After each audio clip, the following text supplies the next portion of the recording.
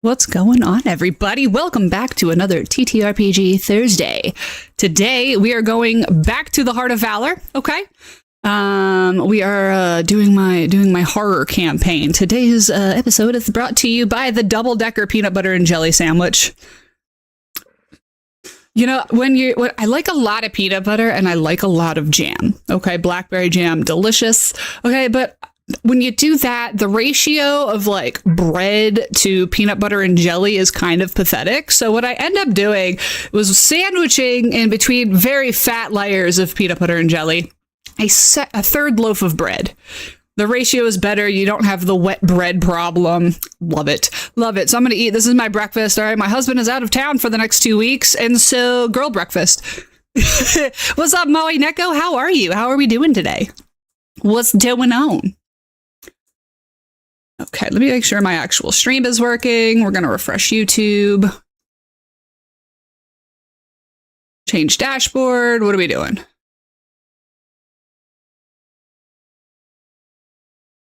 I don't understand. There it goes. Okay, YouTube's up. Twitch is up. How are we doing? What's up, Moe Neko? Good morning. Slow day at work. How am I? I'm doing okay. Remy, I see you in there. How you doing? Peanut Butter and Jelly Club. Exactly. I was just explaining. We got the double decker peanut butter and jelly sandwich. As you can see, I sandwich a third piece of bread in the center to make sure that the ratio of peanut butter to jelly to bread is just good for, because I don't want two sandwiches. That's too many sandwiches. Okay. I want a lot of all of it though. So the third slice in the middle, it just brings it all together. This is girl breakfast. So I hope you don't mind a little ASMR, me chewing on a sandwich right now, because that's kind of where I'm at. I'm doing okay. I've got a really sick chicken, unfortunately. So one of my chickens has been sick for off and on for the last 2 weeks, and I can't really figure out what the problem is because all of the other ones are fine. So whatever it is, they're either immune to it or it's not contagious. I'm not really sure. She just really... This poor hen does not seem, I don't want to say like fit for being alive, but I mean, we've all been there, right? I don't really feel suited to being a living creature a lot of the time. And that's kind of where she's at. I've treated her for a few different things and she is making some improvement, but I don't want to keep her. I can't keep her outside because I don't have a safe second coop for her. And I can't keep her with the other hens just in case she is contagious and they do eventually catch it. So right now in the bathroom, directly next to this, I have a dog kennel with a hen sitting in there. It was really hard to watch. Like earlier, a couple days ago, she was up all night just screaming and I had to go in there and like sit with her. You know, I thought it might have been sauerkraut, which is why the other day I had her in there. I had put her in my lap and I was massaging her crop because it was a little jelly-like, but it was flat again by morning. She did pass. This is gross. I'm sorry, TMI for those of you who don't like hearing about these things, but you know, as a little homesteader, it's just something that you have to talk about. There were whole pieces of grass. So I think she had an impacted crop and she was having trouble passing all of that because for some reason, even though I put plenty of grit out there for her, and I can't put her outside because she just keeps eating the grass and then this happens again. So I don't know if I just need to up the amount of grit that I'm giving them. I don't think it's sauerkraut though. It was just that. But now there's a second issue because she's still acting unwell. So I think there might be two problems going on. So I thought it might be worms because she was gaping. But for those who don't know, gaping is when they reach their neck out and they go like they're really struggling to breathe. So I thought it was a respiratory thing, but this has been happening for weeks and none of the other chickens are affected. So I don't think it's that. So I think it might have been an impacted crop, but she's still also sick. She does have color back to her, though. Her comb and wattles were gray before, and they are back to being pink. So I'm hoping she's improving. She's still having...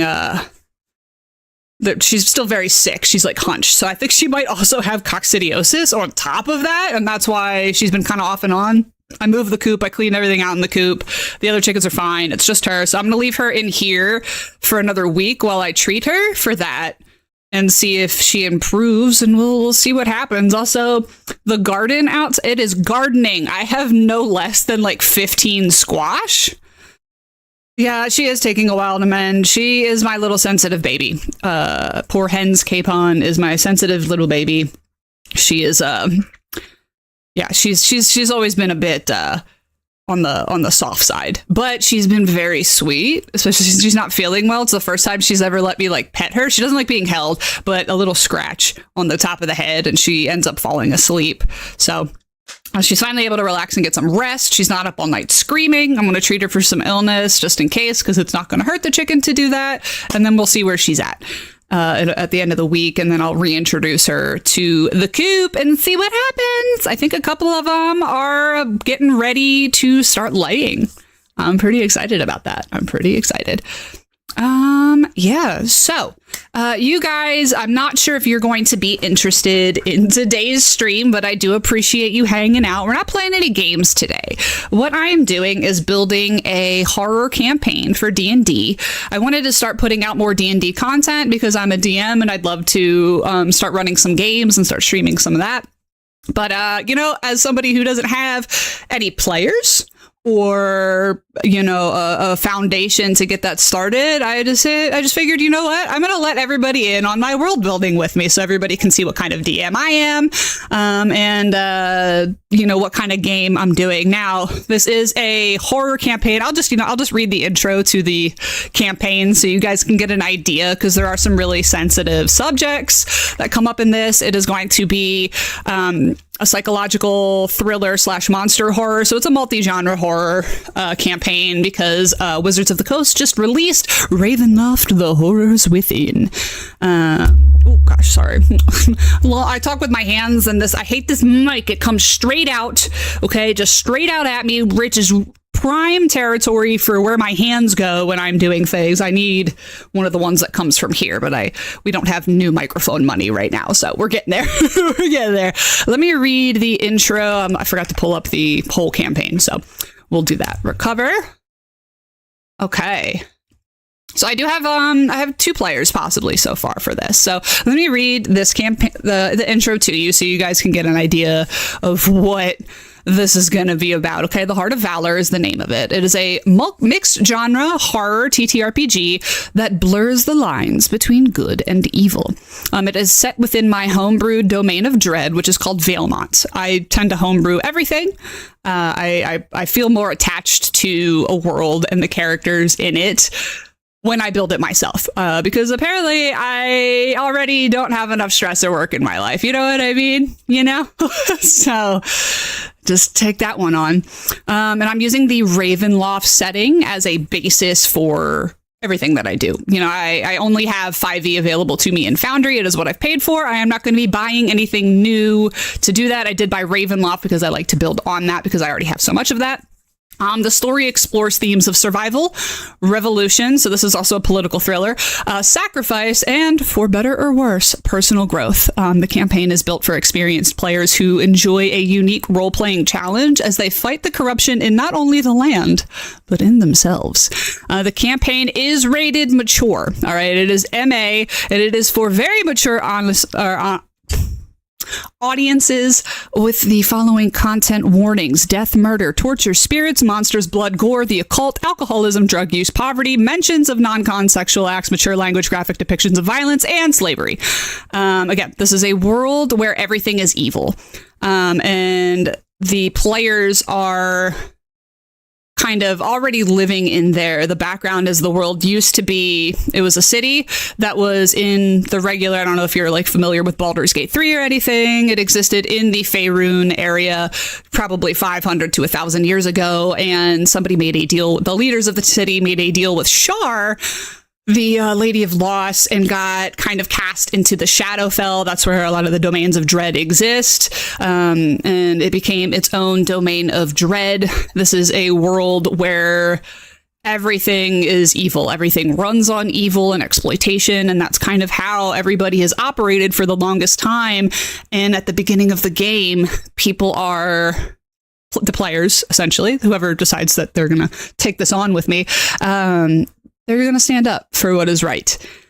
But there's a caveat to that, because sometimes you gotta meet the bad where it's at, you know? So I have built a very unique system in which, they want to fight this corruption. The world is already like wildly evil. The leaders, nobody's seen them. They don't even know if they exist, but there are people living in the upper city, which is where the wealthy are. And the wealthy never even bother to come down. They don't even know who's there. Nobody has been inside the upper city in like hundreds of years. So we're not even sure who's running it. But every once in a while, guards come out to execute dissenters, to take resources that are running very, very thin. So there's rampant poverty. There's rampant hunger. And now there's a plague coming through that's wiping out the little bit of livestock they had. Plants aren't growing. Okay. And people are getting sick and they're dying, and the people who fight back are just being just gotten rid of immediately. And that's where the game starts. Everybody's at this public execution of somebody who decided to speak up for what's right. And the world is run by guilds, essentially. That is who generally governs. The people kind of govern themselves otherwise, because nobody's going to step in to do anything for them. And nobody in the upper city, or the people that are supposedly ruling them, are doing anything about this corruption, right? So now there's less resources. Everybody's fighting. And this guild system kind of locks the people into jurisdictions where nobody's able to step up and do anything. So the game starts with the guilds coming together and saying, we need to start a new guild of people who can go where we cannot, do things under the table, and are willing to risk their lives to do something about this. So the players have to fight the corruption, figure out what the cause is, figure out, what they're going to be doing, who the rulers are. There's a lot going on here. And as they're doing things, right, they're trying to fight this evil. I'm not going to give away the ending about what it is and what's doing. The source of the corruption, though, requires to fix a series of increasingly messed up stuff to do, right? And because these are really the thing that started it requires equally bad things to undo it. And the players have to do these bad things. And as they do them, there is a corruption meter that I am going to have for them. So every time they do something evil, they have to roll on the corruption table to see if they become corrupted by it or not. Now, the way the world is built, the more good your character ends up being, the more difficult the tasks to get to the end of the game are, like anything involved in saving the world. Those tasks specifically are going to be harder for them. However, if they fail those checks or pass it, depending on how you see it. Okay. By the way, I got an ad starting in 40 seconds, so I will talk until about then, and then we're going to hang out unless you guys are on Twitch Turbo and you're here for the ad. Perfect. But so if they become corrupted, though, as they do these evil things, if it does in fact corrupt them, the player alignments change. So it's a dynamic alignment that role players are going to have to work with. Now, as a player becomes more evil, on the other hand, the tasks required, like the checks required to do these tasks to save the world, are going to get easier. However, living in the world is going to get harder. So what I have, instead of using money, I have a special sort of setup for how commerce runs. All right. It is all a give and take trade system. So I didn't want to add money, so that like people felt like they needed to loot for coins, and that, this is already going to be a really difficult game. And I didn't want to make finding money more difficult, or another thing that people are going to have to do. So I'll explain it this way. I'll just read what I have. This is just some background from where we were. Let me find it. Commerce, the economy of leverage. So the saying is, everything has a cost, but nothing has a price. And what I mean by that is, I'll just give some examples. Okay. Every traction is a negotiation. So you have all these guild people, and there are I'll explain some guilds here. And then you have the ungilded, who are basically the homeless, the people who live in slums, beggars, people who either weren't good enough to join a guild or for whatever reason didn't do it because they like the freedom to just kind of go do what they want, right? And the guilds, based on the power that they have, are ranked in structure and how much sway they have in the world around them. So trade operates on a system referred to as worth in this world. So what is it worth rather than how much does it cost rather than currency? So coins still exist, okay, and occasionally change hands amongst the nobles or guild leaders and debt collectors, but most ordinary people don't have money, all right? This is like a special thing that some people use in between food, yeah, whatever. So most commerce takes place in the form of either barter, favors, obligations, labor agreements, protection arrangements, like informal contracts like that. And the value of the trade is determined entirely by what the provider thinks the buyer can provide, right? So the less you are worth, the more expensive something is going to be, because that's all you can provide is like labor or something like that. So a loaf of bread, okay, might cost a couple hours of work from one person, or, you know, a full month of labor from an ungilded person. Okay. Or here, I have I'll just explain it this way. So a bloodbound mercenary. So the bloodbound is a guild. They're mercenaries, right? That's just bodies for hire for fighting. They're your monster hunters, your guards, and the makeshift police force. Okay. So a bloodbound mercenary will escort a Black Dagger merchant caravan, and Black Daggers are the Thieves Guild, and the Thieves Guild is in charge of logistics, essentially. You know, they own all the warehouses, they oversee the distribution of food, and as such, they are actually the most powerful guild, because who holds the most power other than those who decide who gets what resources and when? So the bloodbound mercenaries will escort a merchant caravan. All right. The merchant now owes the bloodbound. So the bloodbound will later call upon that debt by maybe negotiating a supply of goods from that merchant. The veilbound are a group that kind of, they're like spies mostly, but they keep contracts. So you have a baker. All right. The baker is a worker who makes the bread. They work for the Black Daggers to provide bread. All right. They're like, okay, well, I'm making bread. The Black Daggers are like, we are in charge of distributing that bread, but we also have a warehouse of bread now. So we need the bloodbound mercenaries to guard us. We need people to guard all of the resources. So the bloodbound will be like, okay, we'll guard your resources in exchange for an increased supply of said resources. So that's how commerce works there. It's the same with healing. Right? Okay, I need to be healed. And the healer's like, fine, but you need to come work for me and help me make potions. Or you need to, if you know it's an ungilded, which are considered expendable, you need to go out into these haunted woods and pick this very rare herb. You know what I mean?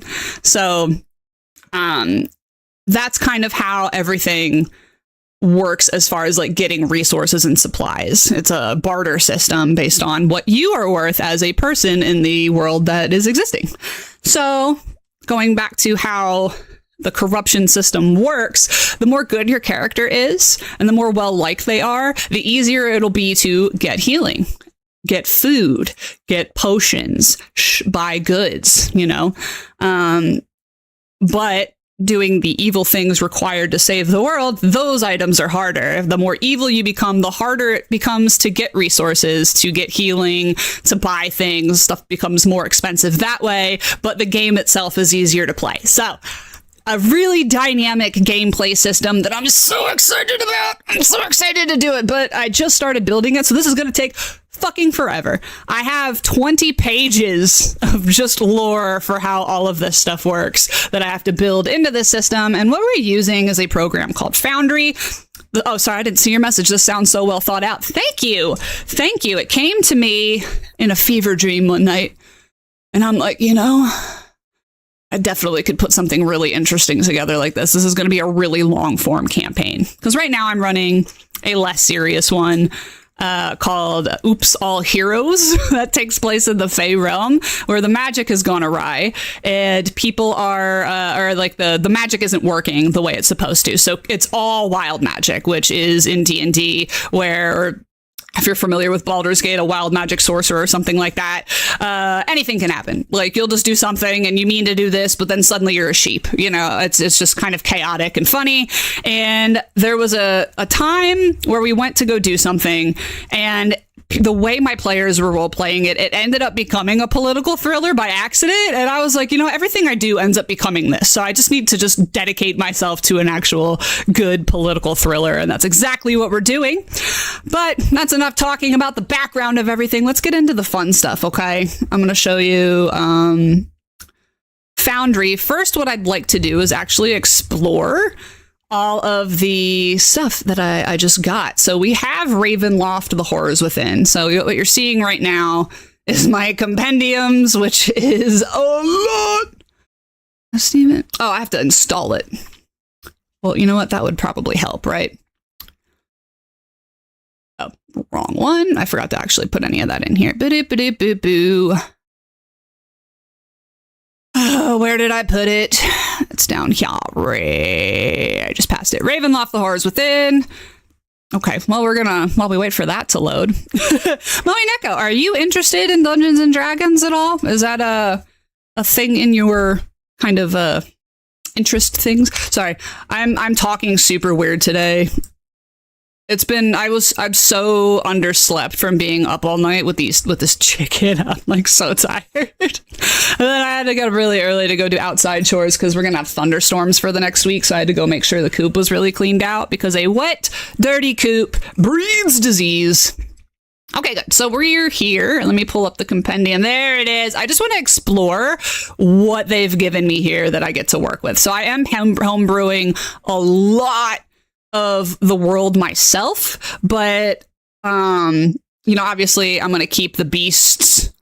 Oh, okay. You've watched a few. You only played one shot yourself. I don't know all the rules, but get the general idea. Fair enough. Well, hey, if you are interested, I am going to start streaming one of my campaigns, the less serious one. It is beginner friendly because I have another person who's a beginner that wants to get into it. And the best thing about Foundry and everything is you don't need to download anything. I host it off for myself, and then you guys just log into a browser and boom, you have the game up. So if you are interested ever in playing a game, I'm probably going to be starting that one. I'm going to be streaming it this fall. Because I have a few other people who are interested in playing, and right now it's all dudes, so it's total sausage fest. If you are interested, we have a couple beginners and then one more serious person so far. So I'm looking for another 2 players possibly. If you're interested, here, I'll drop my Discord. Boo, boo, boo, boo, boo. Discord. Bam.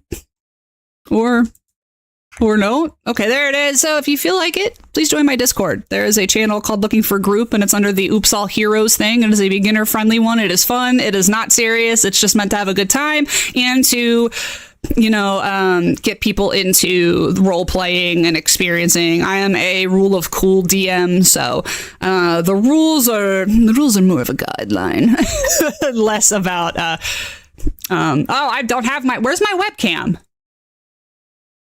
Why is my webcam over here? There we are. I'm here. The window capture is like all the way in the back. That's why. Anyway, I was like, where am I? Why do I only hear my voice? It's supposed to be over here. Where's that? We're going to move that over here as well. Boo, boo, boo, boo. Sorry, I had to move everything around. Okay. Excellent. Okay, great. So, yeah, please join if you are interested in playing with us.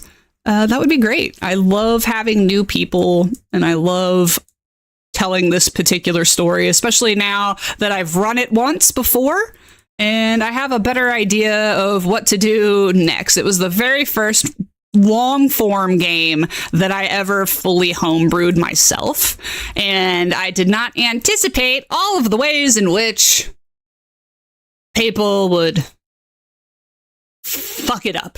you know, you don't anticipate how easily swayed some people are by the bad guy. Would you care if your part? Yeah, no, please, by all means, as long as you guys are okay with me live streaming your faces and voices, by all means, the more the merrier. I really love getting people into that, and I would love to have some strong role players. It is a very role play heavy game, though, so if you guys aren't people who like to roll with the flow and just have a good fun role play, there's a lot less combat. Like I said, it's meant to be Count Swagula, welcome in, we're doing the thing today, Count Swagula. So yeah, Count Swagula, look, I just roped somebody into the Oops All Heroes campaign, so I plan on starting that one in the fall, and then I think this one, hopefully, I will be done building it this year. Count Swagula, you came just in time. I'm gonna explore all of the fun things that Ravenloft has to offer real quick, but first, I need some sandwich. I am so hungry. Okay, listen, mukbang warning, all right? ASMR me chomping on stuff. Please be advised. We're gonna be snacking real quick. Double-decker sandwich. Fantastic. Okay, let me make sure. Whoa. No, okay, good. Okay, also, we are live on YouTube, you guys. No views. That's about accurate. So here we go.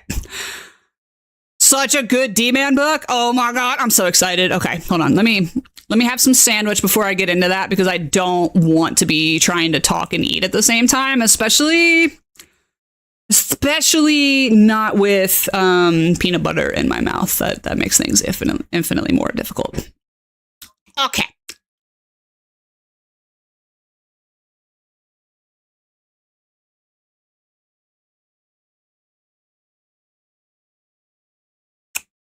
It's like a reward. Girl breakfast.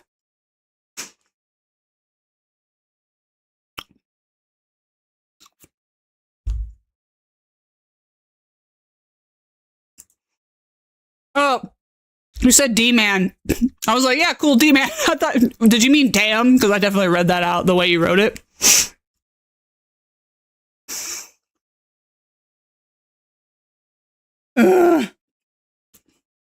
Yeah, my husband's out of town for a couple of weeks visiting his buddy, so they can go watch the World Cup together, because I could honestly give a shit. And it's just so nice that there's nobody streaming Fortnite and or the World Cup right now, so all my internet is just like blazing fast. Although I did hardwire myself. My router is at the very front of the house because we have fiber internet, even out in the country. All right, we are 30 minutes away from the closest anything. The closest anything to me is a Dollar General, and even that is a 20-minute drive. We are literally in the middle of nowhere, and we have fiber internet. Thank you. Okay, shout out Canadian Valley Electric Cooperative for bringing rural internet to me. Oh, I don't know if you guys can see my dog over here. He's seeping. He's a little seepy guy. So I have fiber internet, but the router's at the other end of the house, and I was getting zero signal from where I'm at. Because we have a very skinny house, but it's a very long house. So I ran Ethernet cable all the way around into my office. 100 feet of cable to get here, but here we are. Through walls, all of it. I ran it. Don't diss the World Cup. Listen, I'm not dissing the World Cup, all right? I don't like to watch sports on TV. Now, if I was going, that would be great, okay? I love live sports, especially where we're at here. We can go see college football, which has become increasingly harder to do since OU joined the SEC, but I digress. But yeah, no, I don't mind it. I am used to watching football just because my husband's a huge Man City fan. But I can't sit there and like watch sports on TV. You know what I mean? So I'm not dissing it in that there's something wrong with the World Cup.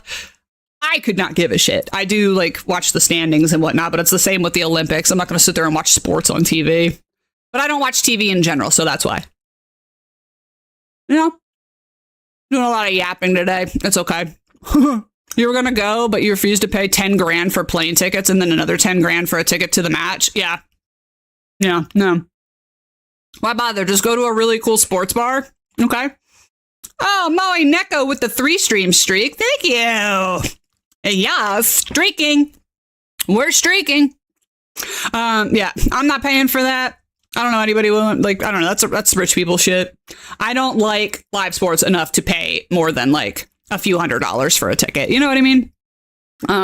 Although we were talking about going to the UK in the fall so he can watch Man City play live because it's a dream of his. And Lord knows how long he's going to live. So you know what? We're going to do the thing. And it just really coincides with some of my personal interests because Liverpool Comic Con is in October. So I'm trying to go to that. And I proposed it like, hey, there's a thing I would like to do. But also, sports are happening, you know, at the same time. So like, do you want to go? And we can go to the game and then we can go to Comic Con. And then, you know, everything just kind of lined up. So it's also near our anniversary and my birthday. So I'm like, come on, babe. And tickets are like $800 round trip right now. I was like, we gotta go. So I'm trying to do that. I'm gonna go up to Manchester. You shut up. Listen, Count Swagula. I appreciate all opinions, even wrong ones. I'm just kidding. I'm not really invested, but Erling Haaland is a really talented football player. So, you know.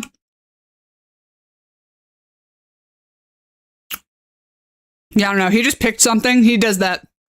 We don't have like professional soccer really here to the level that like it is over there. And even like basketball, he's not a fan of any sports local to us. You know what I mean? Except for the local college team. He's all over the place. He just picked something though. I don't know what his criteria is for like being a fan of something. But yeah, it was just really random. He just went, that one. I'm a fan of that one. And just went for it a long time ago, too, back when they weren't like very good. So he's a ride or die fan, no matter what. Even if they're bad, he doesn't switch teams. Oh, man. I was at a British pub in Japan one time and Man City was playing Man U. And we had no idea. The guy I was dating at the time was a Man U fan. And then Man City... They were all Man City fans. So we went to this pub and it was all British people, like expats. And then we showed up supporting Man U and they were all Man City fans. And boy, was that awkward. He's also hot as fuck. Oh, really? But just, picking the best team is gross. Well, I mean, I don't know. I don't know how long they've been good, you know what I mean? But he's been a fan of them since he was a child. Like, this is a lifelong thing for him. So I don't know how good they were when they picked him, you know, or when he picked it. You know what I mean? I think he, like, purposely goes out of his way to pick teams that aren't very good at the time. And then they improved, I suppose. I'm not sure. You know? Ever since Pep Guardiola got there, they had money since 2010. He's been a fan since before that. Like, he was a kid. Oh, I don't know. He's been a fan since the 90s. It is what it is. But Pep Guardiola is a really good coach, too. I named one of my chickens after him. Pep Guardiola. Okay. I'm almost done with this piece. I cut it up into triangles because I love myself. And again, I'm not invested in the sport, so like I can't honestly say I have no stake in any of that, or I don't have a strong opinion.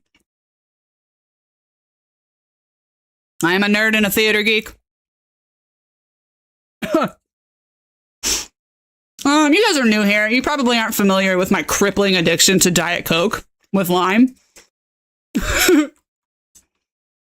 But wow, peanut butter just really... I have a bucket every time. I have a bucket of Diet Coke with lime, but I've been out of it. But it was on sale, so I finally got some. Okay.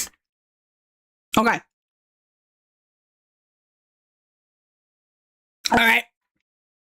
They started to come good in 2012, 2013. That's fair. You ever respect that? Pep Squat. Sadie's leaving them. Yeah. Yeah. But I mean, everybody's got to move on at some point. You know what I mean? Okay, let's get into exploring some of this. Oh, wow. You know, I really love Foundry in that the way they build the content You have the compendiums, right? So these are your books. This is the entire player's handbook right here, right? And you can just, it has the table of contents and that's it. But when you click on stuff, it pulls up. I'm pointing with my hand like you guys can see what I'm talking about. My cursor's over here. It has all of the individual things organized here. So you have the table of contents when it opens and you can just kind of click on something and it'll take you there, right? So we want to talk about the new character options. I'm really excited about some of these new character options. I'm sad that they pulled Hexblade from it, but I can understand why they did. But whatever. Okay. So yeah, you click on what part of the table of contents you would like to view, and it pulls up, boom, a series of journals with all of that information built into it. So, horror adventure, ensuring fun for all. Oh, isn't that nice that they have Hollow Warden? Listen, I was really excited to hear about that. Yeah, it's nice that they included this too, ensuring everybody has fun. This is a free rules content, the Creative Commons license, and may not be redistributed outside of the game. That's fine. Mutual respect, setting expectations. Okay, every DM is unique. There's a whole section on that. I love this. Serious or silly? Well, we can change. We're doing a bit of a gritty adventure for sure. I need to read through all of this because this is fun that they include that for maybe new DMs, especially DMs possibly doing horror for the first time. So that's really cool. Okay, before you begin, building a horror hero. Prepare to be scared. Indeed. Okay, sinister secrets. Okay, dark gifts. Ooh. Neat. Okay, so if you'd like your character's secret to have mechanical implications, so characters can have secrets with a shadowy past, and then you can have it. They have a whole thing about, oh my gosh, there's original feats. Oh, look at it. There's original feats. The new UA villainous options? I have not. What is sorry, I'm not good with abbreviated stuff. So what is UA? Mistwalker? Oh my god, it has original feats. Character options, and then you can find them here. Oh, we love original feats. Okay, so first let's go. I really like that they've built in, based on your secret spooky background, special gifts that you can have. Oh, the playtest stuff. No, I haven't seen any of that yet. I haven't gotten into Unearth Arcana. I've kind of been focusing on the two things that I'm like actively working on right now. And I don't like to, I have to keep myself, somebody with ADHD, from branching out into too many things at once, because I will become interested in too many of them and take on more than I can chew, because then, I will lose interest in the thing that I am doing if I give myself excitement about something else. So I am staying away from that at the moment. So no, I have not looked at it yet. Fear stays in the game, scaring characters and scaring players. If you know another player has a fear of spiders, never employ that knowledge when contributing to a creepy scene. Okay. Hard and soft limits. Yeah, well, that's something we'll definitely have to talk about before the campaign begins. Just because I do, like to scare people and kind of bring that, but I don't want to do it in a way that's like, hey, I am so afraid of spiders, I will cry and sob. We're not going to do that. But if you're like, bugs really creep me out, there might be bugs, whatever. Do you think if somebody made a Ravenloft Curse of Strahd and maybe add something, maybe a movie concept and change it a bit and make that into a homebrew campaign? I think a lot of people do take inspiration from, film, as long as it's not the movie, like word for word, like you have the character is Frankenstein, you know what I mean? But at the same time, it depends on what you're trying to do with it. If you're just trying to have fun and we're like, hey, we're going to do this, then yeah, absolutely. Like, I know there's actual games of Lord of the Rings world. There's actual games of, Dark Souls. There are themed games, and Ravenloft, I think, is a pretty good general like horror environment. So yeah, I think that's absolutely doable. It depends, on the concept and what you're trying to do. But yeah, taking inspiration from other mediums, I think is a pretty big part of a lot of people's world building, especially if you're like, I want to do like actual Dracula. Do actual Dracula. Obviously, copy my homework, but make it look a little bit different. You know what I mean? But I think that would good. Yeah, I'd be interested in hearing about it. That's for sure. Absolutely make a homebrew campaign out of it. Happy Thursday. No Throwback Thursday. Nah, Reptile. I wanted to start doing more D&D content, and TTRPG Thursday was born from that. So that is what we're doing. We're here exploring the Ravenloft book before I get into using it in the world building that I have right now. The campaign that I am working on is called The Heart of Valor. And yeah, that's where well, my question is, how do you even DM or make a homebrew? If anything, I would just not take a notepad, make 2 pages worth of what I need for how I should keep the campaign at its core concept, and then more. So everybody is going to build the world a little bit differently. If you are, okay, so you've never played a campaign before. Have you played D&D before at all? Or are you just talking about this is going to be your first time DMing a campaign? Because, okay. Oh, you're new. Okay. So, and obviously everybody is going to be a little bit different, but I don't recommend DMing a campaign if you've never played a campaign before. You know what I mean? So definitely find some D&D. And if you can't find games, there's a Reddit called Looking for Group. There's a Facebook called Looking for Group. There is a website called Start Playing where they have people running games that you can join online. Definitely get some experience playing the game and becoming familiar with it before you try to run one. Because once you get more familiar with how it works, I think the world building comes a little bit easier. So get the player's handbook, read it, and at the very least, go get maybe like online, or if you can find one, a campaign book, and read through it and see how a beginner's or like a one-shot campaign is built. That way you can start kind of taking those elements, like this is the way it's formatted here. This is where they add things, because generally a couple pages of notepad, that is not gonna do it. Books are like this thick, I read one and it confuses the heck out of you. Exactly. So definitely start with playing Dungeons and Dragons before you try and jump into that. That is like going straight from, basic multiplication to calculus with nothing in between. Okay. Caveman brain. All right. Hey, listen, it's okay. There's a place for everybody in D&D, even if you have caveman brain. Definitely get into playing first. And I'll put some resources here for you, okay? I love introducing people to playing games, okay? Let me see here. I'm gonna refresh this, because for some reason it's not showing on the thing. We are way behind on here. Okay, here, I'm gonna put some resources in here for you, okay, Cal W15? Start playing games. Okay.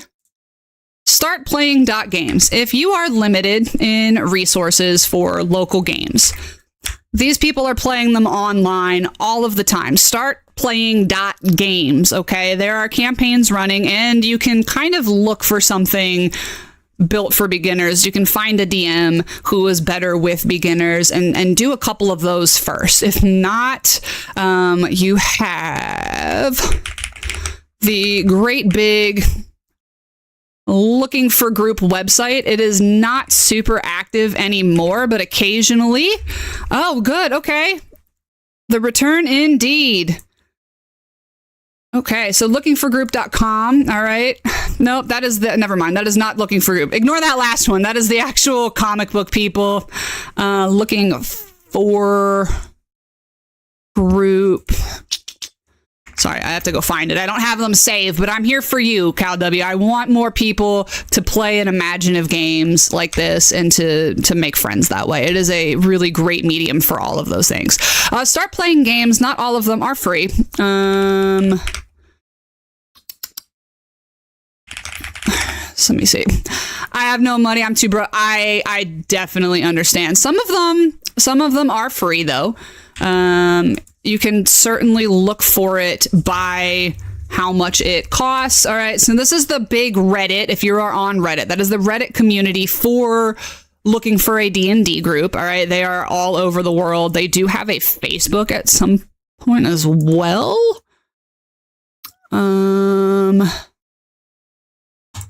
Fantasy Grounds also, okay, has a forum for looking for groups.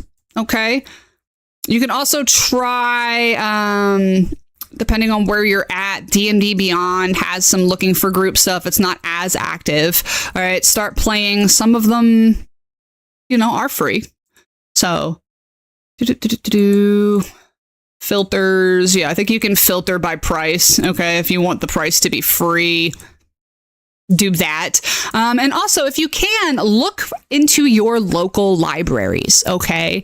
Sometimes people run games at your local libraries. Look for local gaming stores, like places that sell magic cards and things like that. Sometimes they will have games. If you go to those stores, you can ask, and those are usually free to join as well.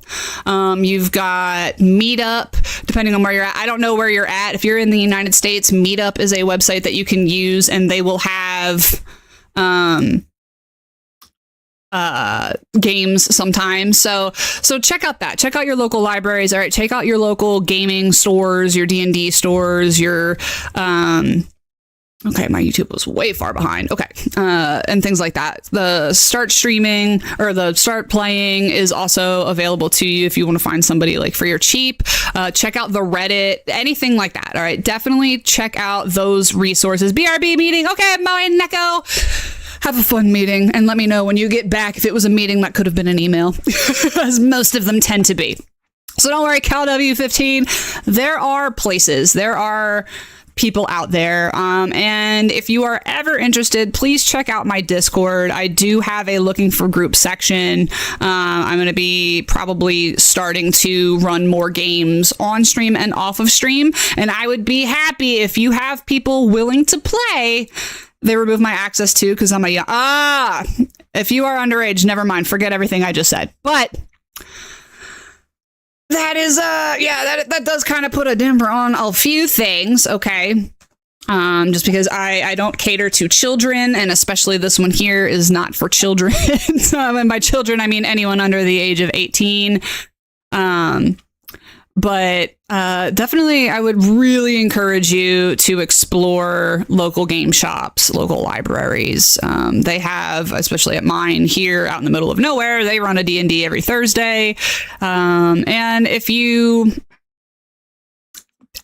have people, maybe please feel free to come talk to me about it. I really don't mind bringing that up. It is really difficult organizing D&D, and honestly, the best place to start is at home. If you have a group of friends that you want to rope into playing, just do it. There is a beginner's D&D book. It has the campaign and players kind of already built, so you can get the experience playing the game without having to really struggle to run the game. So look into that too. The very beginner's one. I forget what it's actually called. It's been a long time. I just take my friends and say, you play. Exactly. Yes. You play game now. You just get in here and you play. Caveman brain. So we are looking right now at Ravenloft: The Horrors Within. I just got this today, so I wanted to make sure that I was seeing it for the first time with you guys. I'm pretty excited. One of my favorite things about this is sinister secrets for players and it giving them special gifts, which will go over enjoying the struggle. Not everyone can escape unscathed, and that is going to be especially true for my campaign. Where are the options, though? Where are the actual options? Before you begin, okay. It's not explaining any of the backgrounds. So we'll get there. My friends would try to buddy tickle everything they see. I don't know what to tell you. I don't know what buddy tickle means, but that sounds fun. Here we go. The hero background. So we have the haunted one. I'm already familiar with the haunted one. I had a friend play a haunted one. Booty. Try to booty tickle everything. Yeah.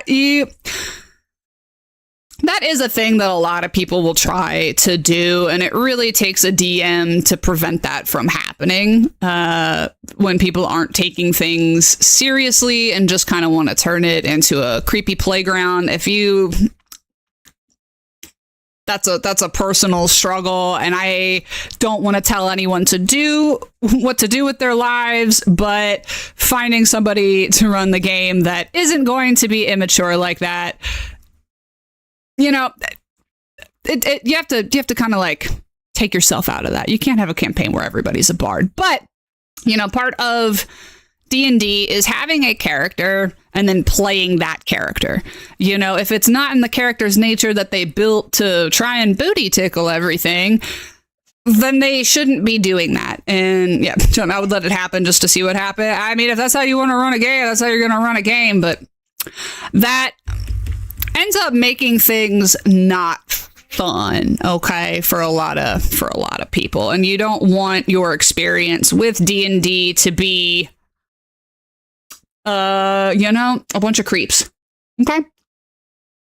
So try and look outside of your friend group. See if anyone's interested. I don't know if you're like in high school or anything, okay? Which again, I must encourage you not to be too much into my streams because this is an 18 plus environment. But if you're in like high school or something like that, then start a thing, you know?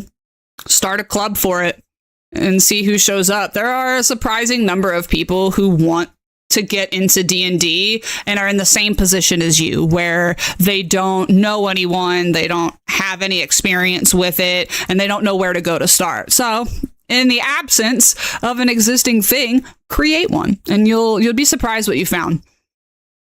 You're out of school at summer. Well, eventually, you know. But even then, go to your local library, start it there. Be the change you want to see in the world, okay? Be the D&D that you want to see in the world. Go get an existing pre-built beginners campaign and find a bunch of beginners by advertising it. Create a Facebook group. Do it at your local library. Ask the local game shop if they'd be interested in hosting you, okay? Do that. Get a beginner campaign going that's already built. Read through the book and run that and get experience that way, okay? Sometimes if you want something enough, you need to take the initiative. Okay. Haunted one. I'm always my peanut butter. And that is my TED Talk for the day. Okay, so we've got Haunted one. That's a pretty standard one. Haunted one is somebody with a really dark haunted past. We took it a step further with one of my buddies where he heard voices and the voice was me. You tried D&D, not your cup of tea. It was confusing to me. I preferred Baldur's Gate. It is a very different medium, Reptile, for sure, especially when the game comes out of here and it's not like a thing that you can see, you know. I think imagination is half the battle. You know what I'm talking about? Half the towns near me think D&D is still somewhat demonic. Yeah, that's kind of where I'm at too. But again, you'd be surprised what you'd find. If there's a game store nearby, do that. That'll be a safe place to find that. Even if you have to drive a little out of your way to get there, that's generally where you want to be. And that environment will be a little bit more welcoming for sure. Okay. And then you have the investigator. That might be useful in my campaign. I'm not going to lie, for those who are interested in playing it. So seeking the truth. We all know what an investigator is. This guy's a cop, like a PI. You witnessed something remarkable or terrible. Now you desire to unravel its mystery. Ooh, okay. Maybe you're motivated by universal justice and honesty. Okay.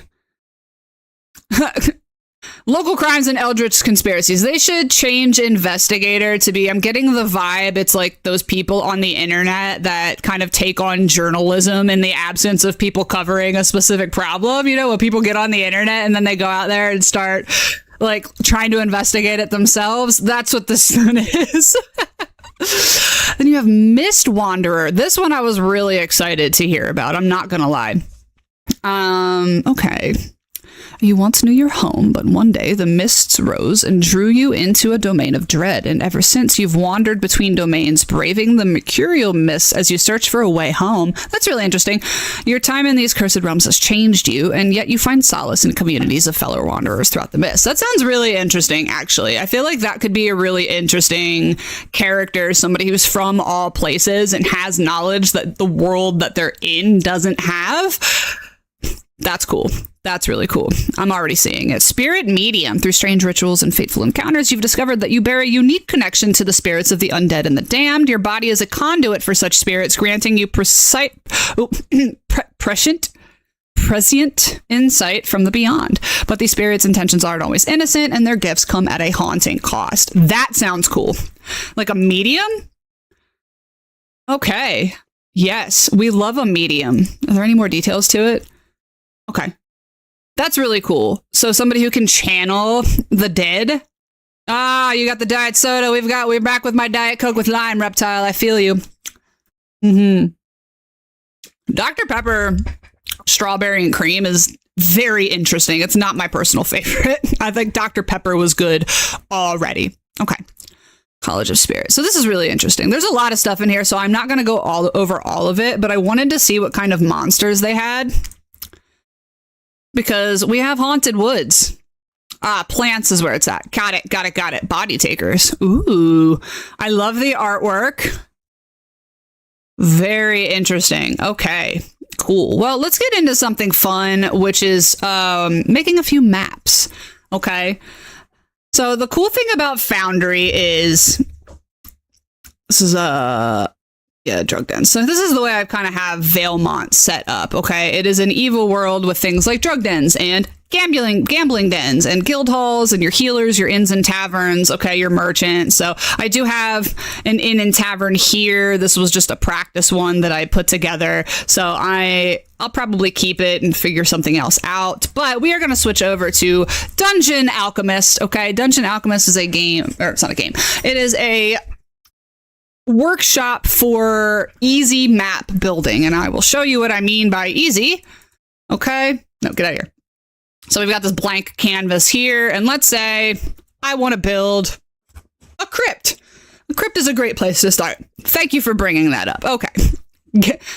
Gambling. Did I spell it wrong? Listen.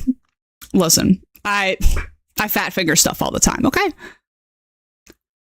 Sometimes I'm typing faster than my brain is working, or my brain is going faster than I am typing. So don't get on me. I will go back and change it, though, if that's the case. All right, so we have items, okay? Here's what we're going to do. We're building a crypt. So what we'll do is we say crypt. We'll say it's going to be a burial chamber. That's what we'll do. This is going to be the bottom floor. And this game does support, or this thing does support levels, but we'll get into that later. So we're going to do a burial chamber on the bottom floor, and we're going to draw a pretty basic map here. It does all of the work for you, and boom, look at that. We now have a burial chamber, okay? Very interesting. Here's your door. Will there be a zombie thing with big naturals? I was thinking of adding that, Nick. I was thinking of adding that. Oh, no, I said gambling. I'm sorry. It's probably just my shit accent that you're hearing, okay? What's up, Nick? Welcome in. This is TTRPG Thursdays. I am building a horror campaign right now. And you know what? To make more D&D content, I was just started streaming me building it. So right now we're working in Dungeon Alchemist, all right? And this I'm just doing as an example. You just draw the size of a room and it builds you something. And if you're happy with it and you're like, okay, I like this, we're going to leave it there. If you're not, we can go back and change it. So I don't like this striped floor, okay? It's giving kitchen, you know, it's giving diner. So we're gonna find something else. Let's do dark stone tiles. And as you can see, it changes the entire floor. Marble. Some dark marble would be interesting, but that is not the world we're in right now. I think dark stone floor was the play. Yeah, see, like I said, it's giving kitchen tiles, and I'm just not really a huge fan of that. So let's go back up. We are going to go dark stone tiles. Boom. And then you just click, it rebuilds the floor. It is that easy, okay? That easy. Ooh, we got the skeletal floor. We got a necrotic floor. That's really creepy. Oh, bones! That's actually kind of cool. We're going to make this a really spooky crypt. Yeah, spooky crypt. Look at that. Look at that. All right. I love a spooky floor. Okay, perfect. You see, it's that easy. You change the floor of the room. Let's see. We got walls, windows. Where are the pillars? Oh my gosh. There is just so much going on in here. Let me select this. This is a stone what? I don't know. Can I? Okay, I can't click to see where that goes, but that's okay. So that's just an example of some of the things that we can do here. I think it's really neat. So here, we've built a burial crypt. Awesome. I'm not going to do... We're going to do a digital one. Okay, so we got a blank map here. It's a pretty big map. Why does it have to be that way? Ah, I changed the size. That's why. Okay, so we're gonna do a 20 by 15. I like a big map. Okay. Here we are. And let's see, what are we going to build? We're gonna start with, let's say, we already did tavern. What do we have? Village, cabin, a butcher shop, a bakery, artist, witch's hut, wizard's tower. Wonky house sounds fun. A potions class, because apparently this is Harry Potter. Magic shop. Where can I find alchemist laboratory? Well, that sounds fun. A lab, storage room. I'm trying to find like a medical barracks. What we do have barracks, a mausoleum, a rookery, stables, throne room, treasury. Nope. Crypt. Nope. I'm not doing crypt. Tea house tent, a tent shop. That's cute. Greenhouse, kitchen, lemon, blah, blah, blah. Pits. The pits. Village. Crop bed, farmstead, field, garden. Let's try, I don't know, maybe a magic shop. What happens if you do that? Is it just build the whole shop? Is it from like the outside? No, okay, got it. So we have a magic shop. That's really interesting. Okay, let's get rid of that. So I am not seeing anything like that. So I think what we'll do is we will go ahead and build a guild hall. And we are going to start with the guild hall for our Black Daggers. that is the guild that handles, it's the Thieves Guild in my world. And it's who handles logistics, handling of goods, those types of things. So that's where we're going to start here. Let's go through and find a good thing for that. All right, special play. No, skeleton throne room. Ooh, that sounds really interesting. I just want to see what that looks like. Skeleton throne room, real quick. Ooh, spooky. Okay, so let's do. I don't know if I want necessarily a mansion in this case. We're going to do the bottom floor of something, and I believe a section room. Well, that sounds awful. So let's start with the bottom floor. We're going to be just the levels. We will start with a hallway. Okay, so we're going to say this is the entrance right here. And when you walk in, we're going to have a grand hallway. Excellent. Fantastic. So now we have a beautiful reception room into the Black Daggers Guild Hall. All right. From off to the side, we're going to do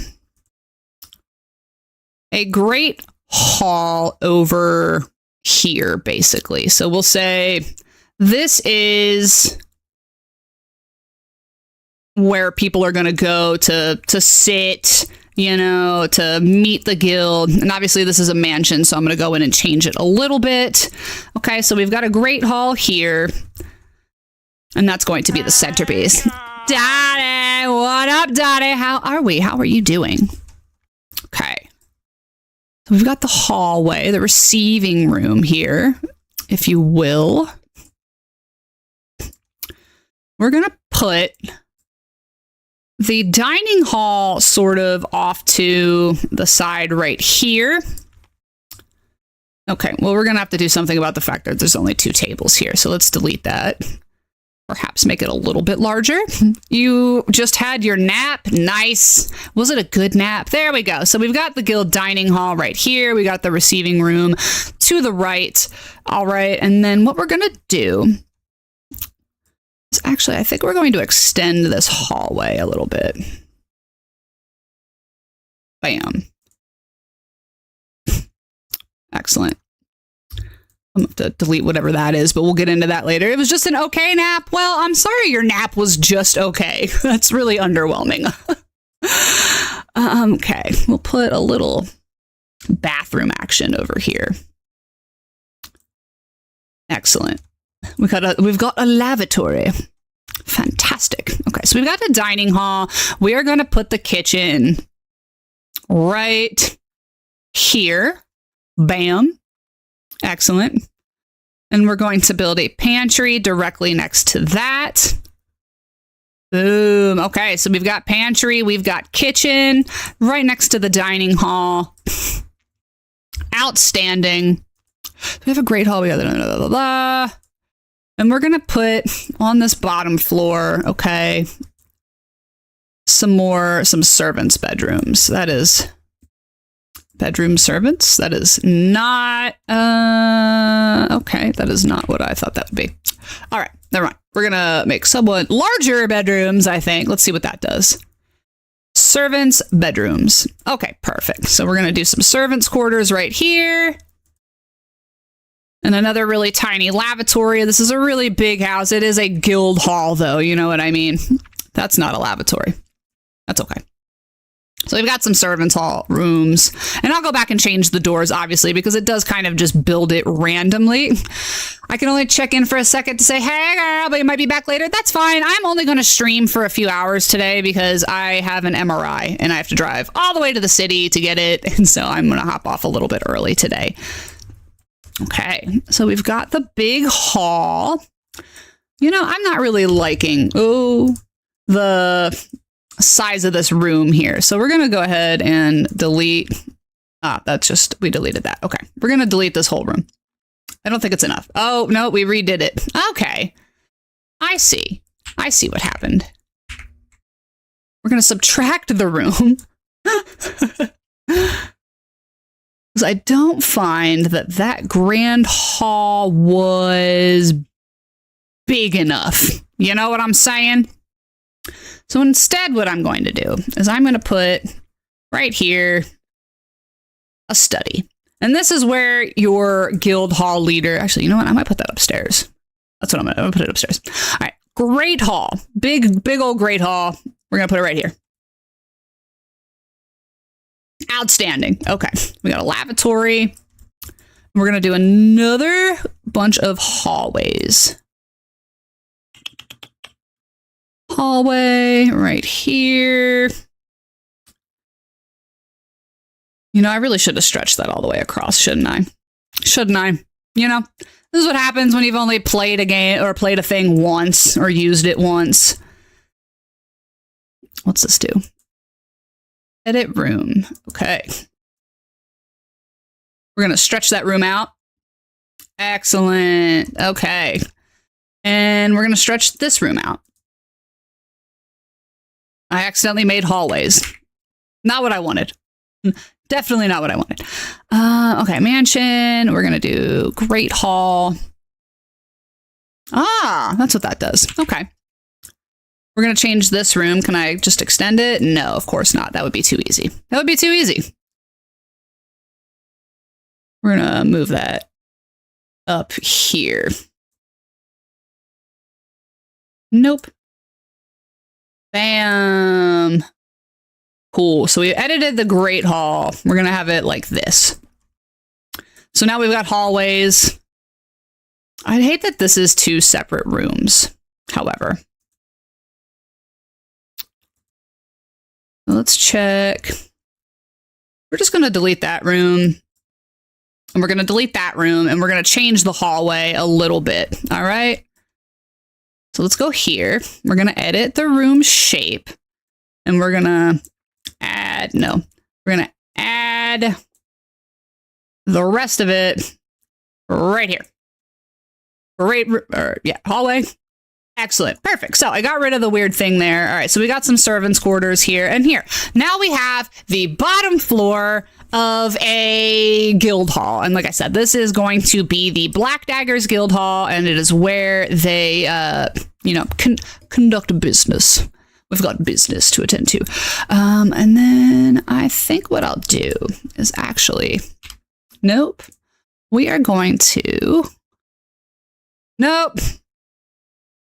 No, put it back. We are going to delete this room.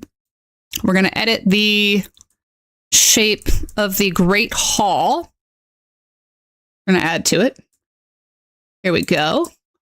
Perfect. Excellent. And then we've got some kind of, I don't know what it just added, but we will find out. Excellent. So we've got that.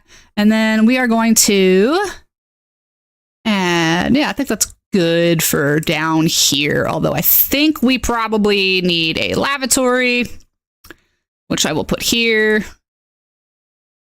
Perfect. Okay. That just looks like a regular washroom. It's a really long lavatory, isn't it? The longest lavatory. Okay, at least that one, that's just got 2 sinks. All right, it's okay. It's okay. Nope, we'll get rid of that. Perfect. Okay. So I don't know how to do levels. Let's figure that out together because I've never done it before. This is my first time using this. Ah, here we go. Excellent. All right. So let's see what we can do here.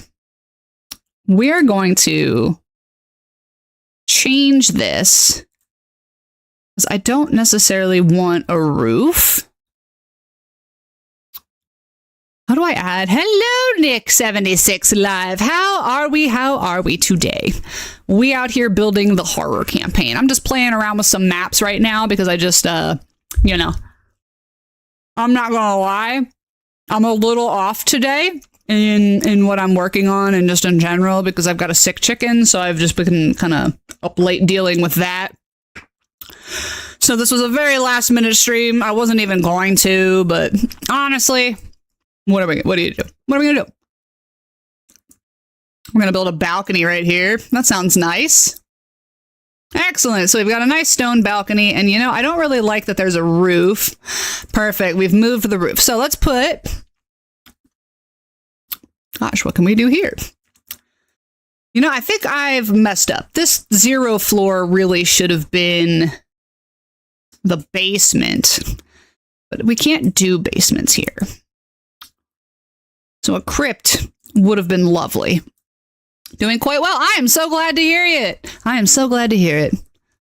I love when everyone's doing well. Balcony, rough stone. Okay, lots of interesting things.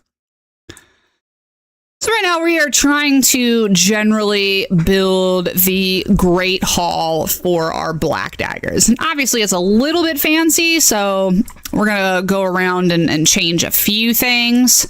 But crypt, we got a dungeon. I really wish that this facilitated basements. Oh, interesting. Edit. View. Full screen. Settings. High quality. Okay. No, not what I needed. I like that it facilitates levels, though. That's really cool. Okay. So let's put a floor down. I'm not sure. Me howdy, Splinch. How are ya? Me howdy.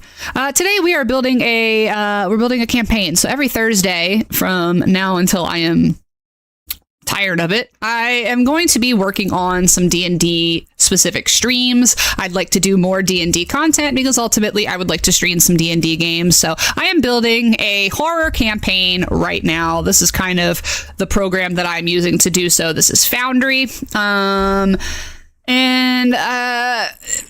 world I'm building, it's very large. It's a very big world. So me talking about it, however, does get a little bit old. So we're working on some maps right now, and I'm playing around with Dungeon Alchemist, which is this program that I'm using here, where you just draw a room and it spits a room out for you. Outstanding. Castle. I don't necessarily want a castle.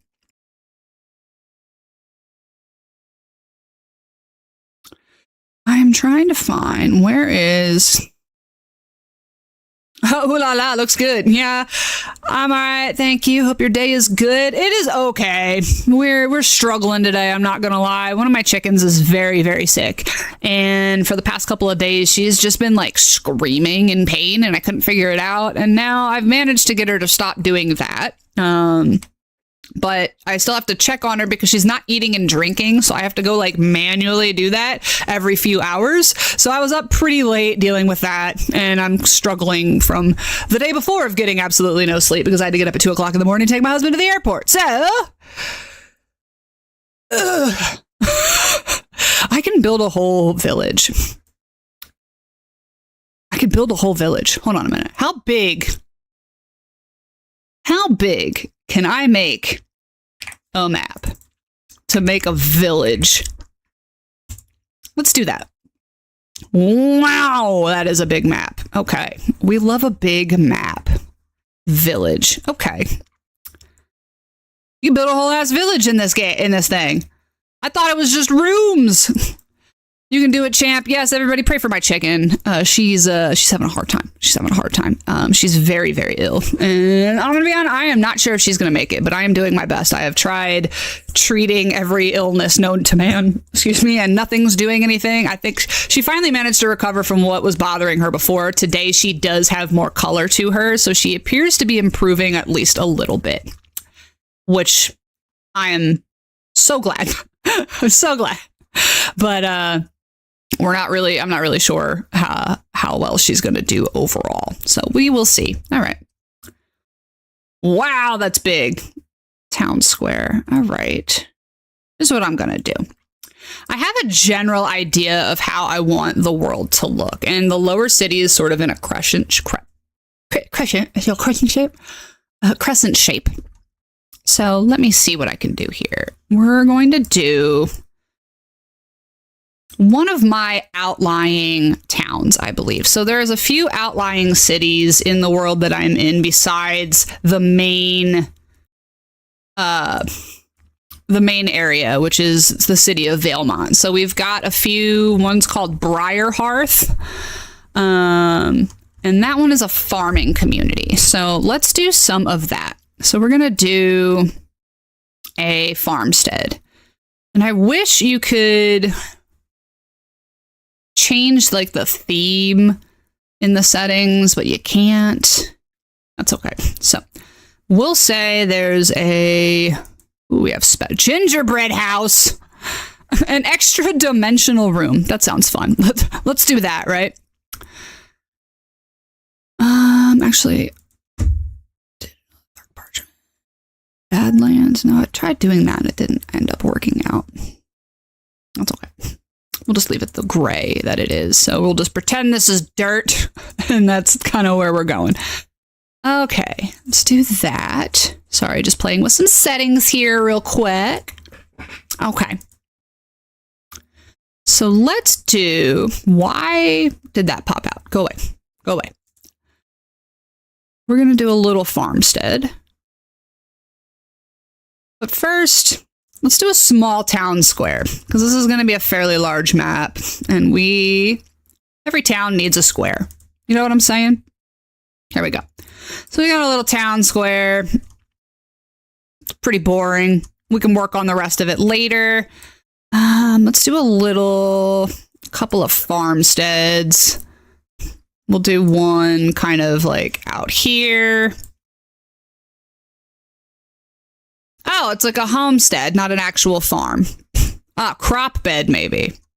That's a really big farmstead for a place of abject poverty. So let's do a much smaller house. Okay. It's still a little small. Oop. Whole ass farmstead right here. Perfect. Wonderful. So we're going to do some crop beds now, and we're just going to surround the entire thing in crops, I believe. Okay. We got some weird purple cabbages. I actually really like that because this is in the Shadowfell. So everything's really spooky and haunted and, weird. So let's add some here. We're going to add more right here. All right, we're going to, wrong way. We're going to add some more. Actually, I think that's the front door, so we'll just do that. Perfect. And then we'll add more right here. And you see, guys, it really is that easy. Where's the front door? So that's the front door. Is that a window or the door? I can't tell where they put the door. The front door's over there. Okay. The front door's over there, so we'll do that. And then I will subtract everything here from the front door. And as you can see, Dungeon Alchemist really just repaints everything. You know what I mean? So we've got... I say, I don't want room here. Fancy software. It's a very fancy software, and I love that it's available because I can't tell you how long it took me to put whole campaigns together when I had to manually drag and drop items onto a map. And then having to have all of those assets downloaded and stored on my own computer. Huge pain in the butt. It's all cloud-based, I believe, and it does it for you, which I love. So we have some farmsteads. Now, the thing about the world that we're in is the farmsteads are generally failing, you know? So the fact that everything's really sparse is what we want. So I'm actually going to go through and edit some of these items to delete.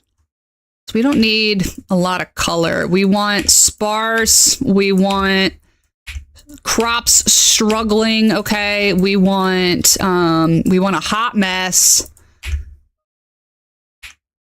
People are starving. Crops are dying. We don't need...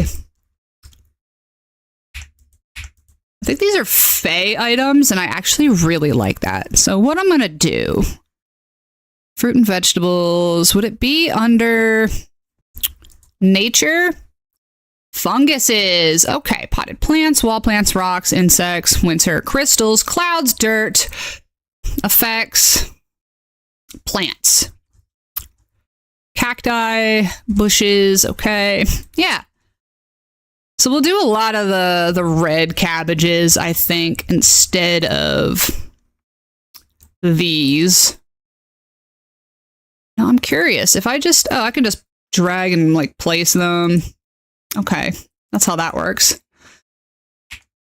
We're gonna delete all these green cabbages because there ain't nothing green here. Ain't nothing green growing in Vale. In Valemont, I mean, sorry. Man, my brain no worky good today. I'm dying. Your girl's struggling. Okay, we out here struggling. I'm doing my best. Very, very sparsely placed crops, I think. All right. It's overgrown with weeds. Get rid of these white cabbages. We don't need that. We don't want pumpkins either. There's no pumpkins that grow here. So if anything, we've just got some cabbages. I hate that you have to click multiple though. Paint objects. Ah. Okay.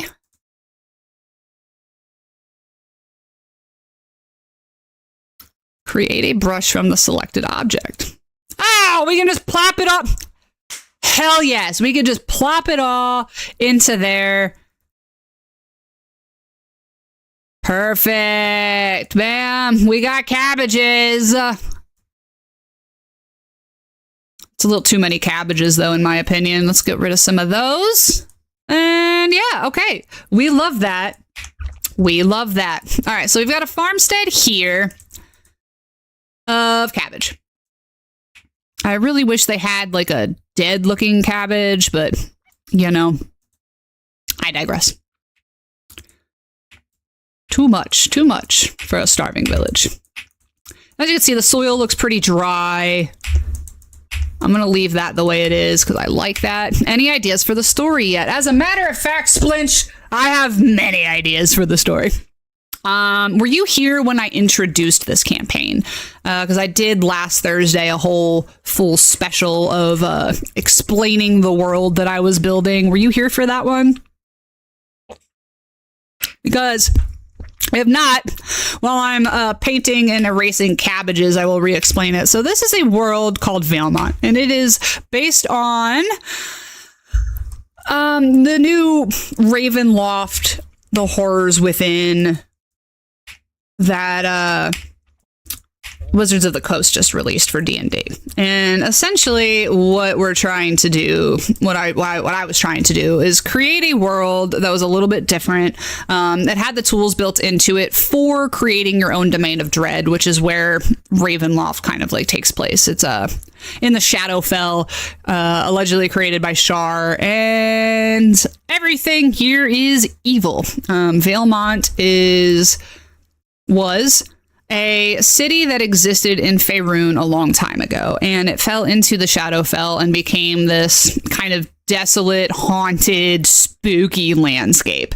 And essentially what's going on is when the city fell 1,000 years ago, we'll say, for example, the rulers that made this deal and caused the city to fall into the Shadowfell live in what's called the Upper City. That is where the rich people live, but nobody has actually ever seen them. The rulers only come to the main part of town to execute dissenters and take resources. And the people, as a result, kind of in the lower city, there is no like upper middle class or anything like that. It's basically all poor, starving people, but they started to govern themselves. So we have this guild system, and that's how trade is controlled by like barter and whatnot. And in doing that,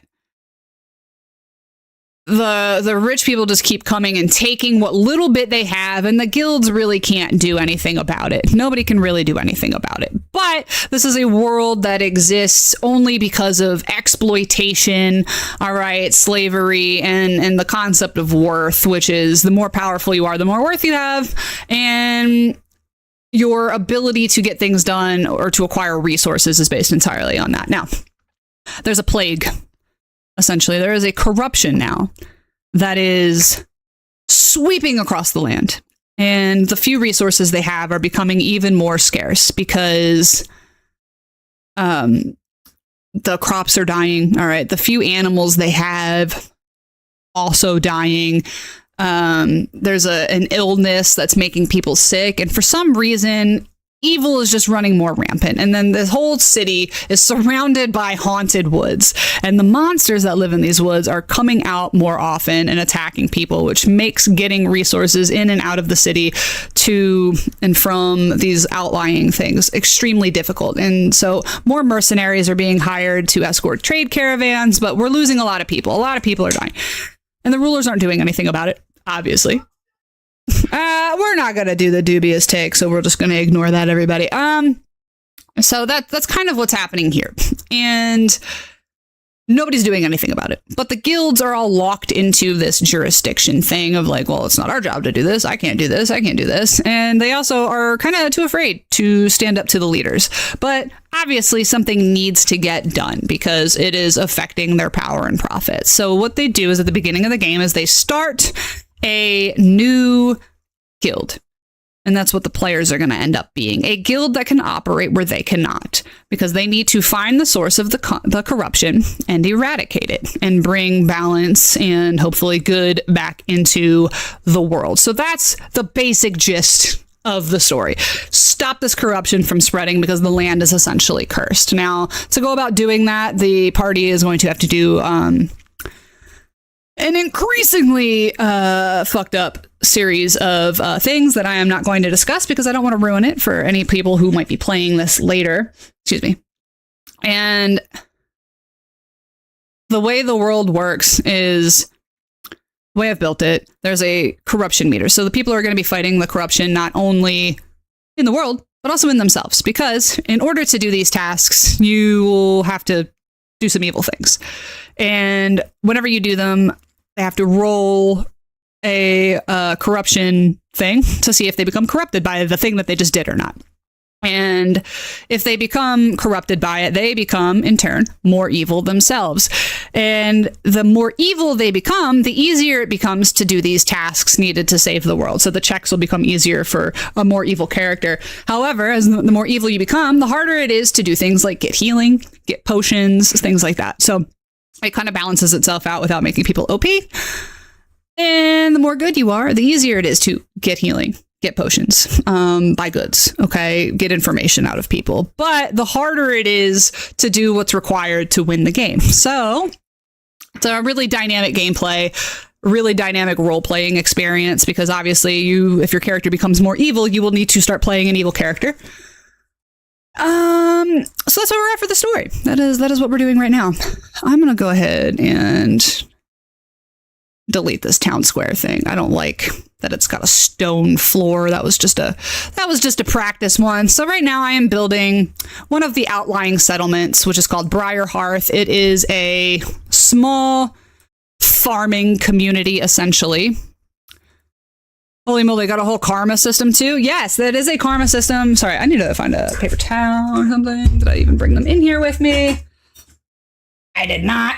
I'm an idiot. I gotta go do something real quick. But yeah, I have fleshed out the main what it is and what everybody is doing. I have to build the rest of the campaign in between. So I do a little bit at a time.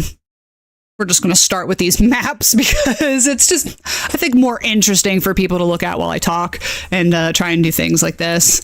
And the karma system is actually how commerce works. And it's not so much, oh no, karma, you're talking about like the become good and evil thing. Yes, absolutely. And the reason for that is the commerce system is based on worth, and the worth is not the item itself, but the worth of the person trying to get the item. Whatever it is. So healing, for example, if you're like generally evil and unliked and don't have any power or anything like that, it becomes harder to get healing. You will have to do things in exchange for it. Besides, like, for if you're a character that's well liked, you could be like, okay, I need some healing. They're like, fine, can you crush some herbs for me and then make this potion and we'll call it even. Boom. If you're a really unliked character, for example, they might be like, okay, fine. You need to go into these spooky haunted woods that people keep dying in and bring me back a very rare herb. So now players are stuck having to do that as a side quest. You know what I mean? So that's kind of the karmic system that I have built here. All right, so we've got one farmstead here. Let's build another. Let's not do a crop field. We'll do a field. All right, so this is going to be a field, and there's going to be animals on it. I'm going to put animals on this field.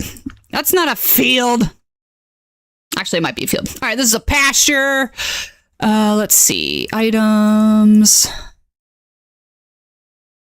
We have animals, skeletons, ruins. Oh, we want to go to items. Animals, here we go. Oh, those are all dead. Yeah, that's fine, actually. Let's put a skull, a cow skull here. Animals. Not a lot of animals in here. I'm not gonna lie. What do you mean there's no animals? Do I have to download more stuff?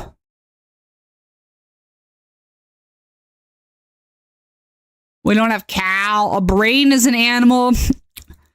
Flowers. Okay, so there's no animals for whatever reason. We've got insects. Let's do mushrooms. So this will be kind of a mushroom farm, maybe. We'll do that. Dirty deeds done dirt cheap. Yeah, sometimes it's dirt cheap. I'll be right back, you guys. I need to go blow my nose. My nose is running really bad, and I did not bring any tissues with me, so I will BRB.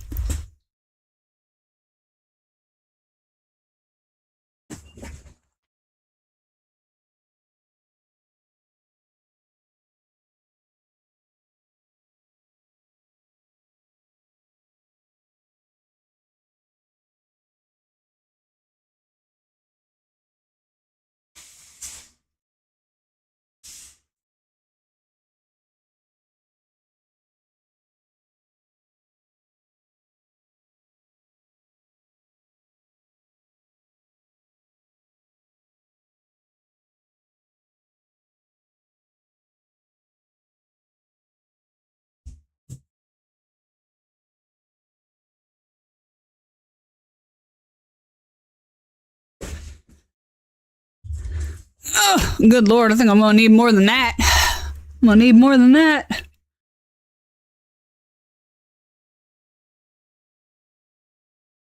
Put my headphones back on. Sorry. You're going to watch me behind the scenes putting headphones on. Okay, so we've got a field. I'm going to delete some of these items that are here because we don't think we need that. We'll get rid of that. I don't know why we needed multiple hay bales stacked on top of one another. I don't know what this is, but we're getting rid of that too. So this is going to be a mushroom farm. Okay. So we're going to do mostly what we're doing is, whoa, that's a big ass mushroom. Okay. Perhaps not. What about this? Ah, you can replace it. Okay. We'll put it underneath maybe. Okay. It just moves it around. Perfect. So part of what this world has to, wow, it's a big ass mushroom. Okay. Part of what this world has to offer is that they're in the Shadowfell, right? So the plant life, Tricky! Oh, your father thing didn't work. Dang it! I don't know what's going on with some of my commands. Did you do that? Father did not work. Did it happen while I was away, or did you do it just now? Oh my gosh. I don't know why that didn't work. I have the whole thing here. Well, now I'm pissed. I will have to look into that. I had to do a whole new thing for this D&D stuff, and some of my things I think didn't come over the way I wanted it to. The stream's going okay. I'm a little off today, I'm not gonna lie. I wasn't going to stream just because I haven't been getting a lot of sleep, and then I had to get up really early, and I was up really late because of my sick chicken. So we are struggling. I am really having a hard time. Do we have anything that's like not a big fungus? Maybe. So what I'm doing right now is I am building one of the outlying settlements for the world that I am making. And this place is called Briarhearth. It's kind of a farmstead. Now, one big key thing about the world is that it is in the Shadowfell. Everything's kind of tainted. So not a lot grows. And because of that, they have a very strict diet of like mushrooms, some cabbages, and then really bitter root vegetables. You know what I mean? And then a few pigs and chickens, just because they will eat anything and it's much easier to keep them alive. You've been staying up late too and you were feeling drained. I'm telling you, dude, I'm so... The struggle is real. I had to take my husband to the airport, and so I had to be up at like 3 o'clock in the morning the other day. But that chicken was sick, and we had to bring it in the house because it's just not safe. I don't have like a contained area to put it, so it was up all night screaming, and I had to go in there and like constantly give it water and like hold its head upright so it could breathe better. It's doing a little bit better now. So I was able to get some sleep, but I still had to get up early. And yeah, girl is pooped. So I was like, well, I don't want to stream necessarily. And I am definitely having a hard time staying on task, but you know, the show must go on. So I'm building the mushroom garden here. That is what they primarily eat. That's a big ass mushroom. Some of these are really big. And then I think I'm just going to go ahead and paint some of these on. I really love this tool. Create brush. Okay. We're gonna, whoa, that's a lot of mushrooms. That's okay. We'll put some there. So they mostly eat mushrooms. There is I think I built it in, there is a liquor in this world that is made with mushrooms. It's like some kind of beer, I think. I built all of the food and drinks that are in here, like, myself. Yeah, so it's called the glow mail, and it's made from grave root, which is essentially horseradish, a black rye, which is a really bitter sort of rye grain, and then mushrooms, which sounds awful, but it is. It's a hard drink for hard people. I'll put more fey mushrooms in here. Now we'll stick with blue. That's really big. Stick with some blue things. Fungi. Fun guy. I'm a fun guy. I'll see myself out. Okay. Move that. Rotate that a little. Bam. All right. Cool. A little mushroom farm. Isn't that nice? So now we're going to build another little farmstead here. So I'm mostly just showing off Dungeon Alchemist right now. I think it's an awesome tool. No, just a little farmstead. Perfect. I think we are going to not remove. We're going to edit this one. Where did it put I put the front door over here for some reason. That's okay. I could just move the door. Easy. All right, we're gonna move the field over a little. Excellent. And we're gonna go back to items. And I'm gonna delete whatever this thing is. I didn't mean to take a screenshot. That was weird. We'll delete that. Perfect. We'll just paint some more mushrooms into here. Fungus. Oh, I love this one. Some of these are really cool looking. Okay, put that one there.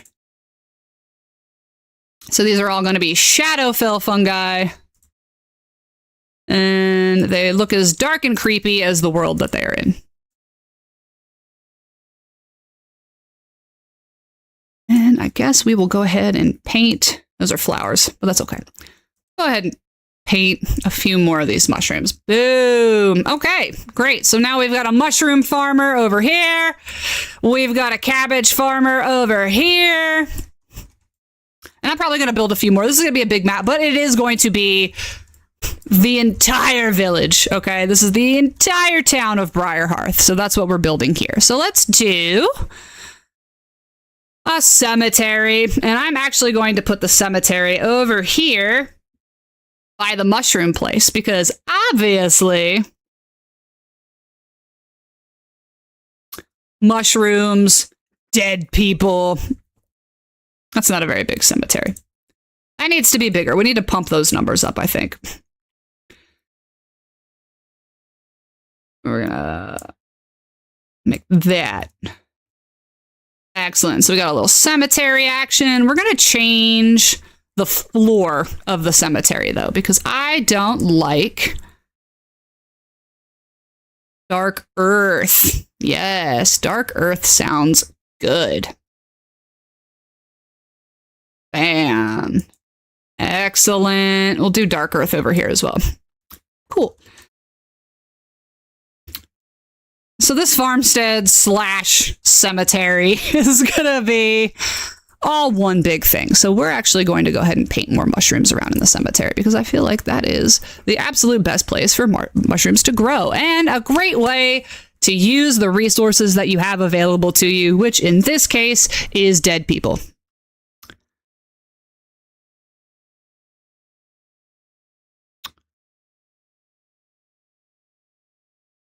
Okay, we're going to brush this. We're going to put some here. Oh, no, we don't want that. We're going to move the mushrooms. We have mushrooms, mushrooms.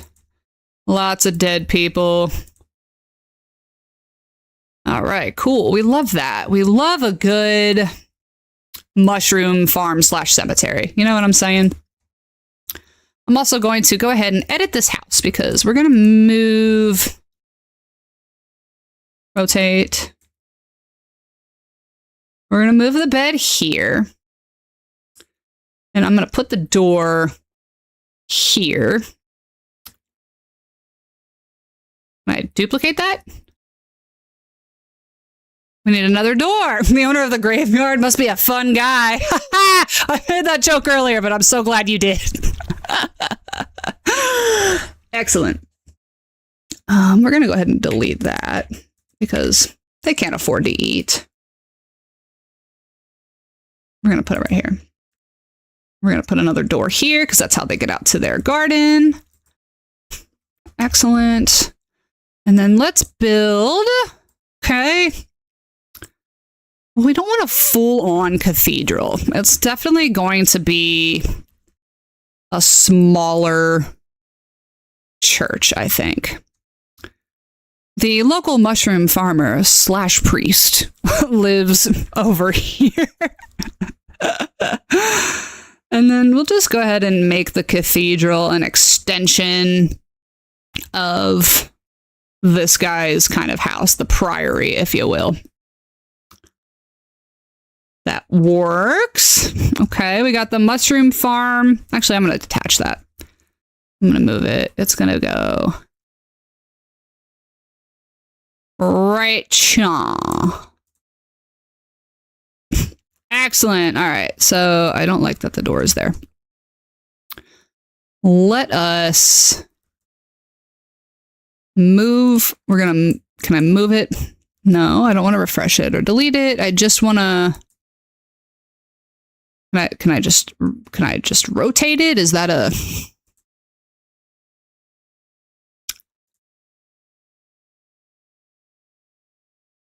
edit room? I don't want to edit the shape. I just want to move it. Okay. Apparently you can't move it. That's all right. We'll just draw a new one because it's much easier to do that. We'll put some space between it and the rest of it. Excellent. There we go. That way we have some road here for people to go in and out.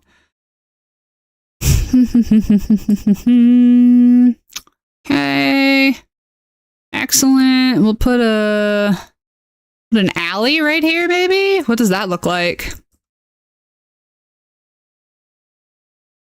Yeah, that works. All right, we'll put... This will be kind of a road, so it'll work as the main road. We're going to edit the room. We're going to edit this one, and we are going to go ahead and add some additional space here. All right, nice. And it has lamps. Lovely, lovely. I really love this, this tool here. I need to edit this wall, I think, though. Walls. There we go. We're going to change.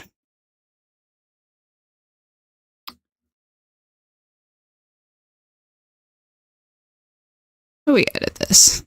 Change wall.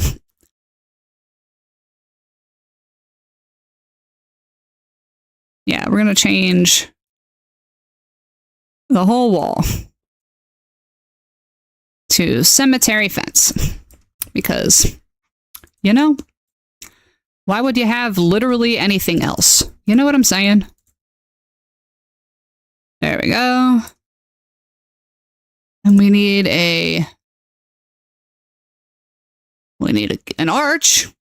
Obviously, you need an arch to get in and out of the cemetery. We got a cemetery gate. Perfect. We'll put the cemetery gate right here. Outstanding. What is this? Dad joke. The shovel was a groundbreaking invention. That's hilarious. Hilarious. Truly. No, we don't need that. Okay, cool. So, nice. I don't know what this item is here, but we're going to get rid of it.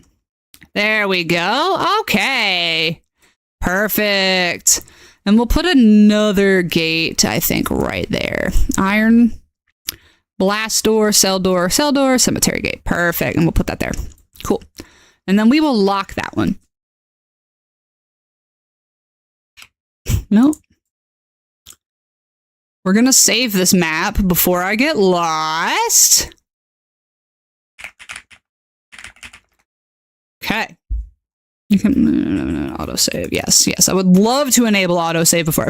What was the name of the app again? Might show it to a friend of mine. This is called Dungeon Alchemist. It is available on Steam for $40.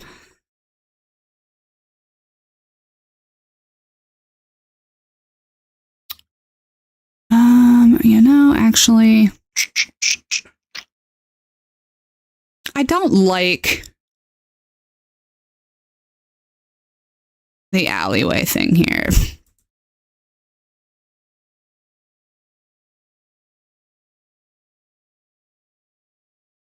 We're just going to delete this whole thing. I am actually just going to go ahead and paint a road. You're back! Welcome back. How was your meeting? Well, should it have been an email? Could it have been an email? I think is the more important question to ask. Okay, we've got dry bones earth, muddy sand. That sounds awful as well. A lot of talking and about nothing.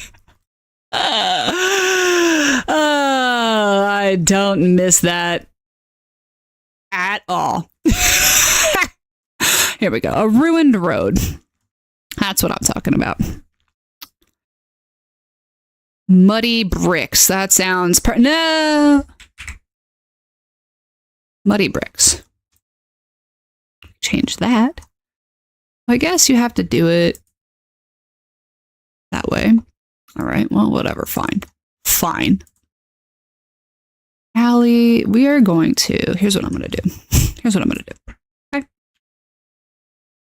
Get rid of that. Let me see.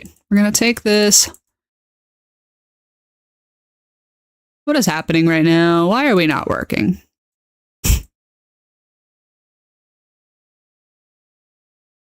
Does it do the whole thing? Yeah, okay. We're going to remove that.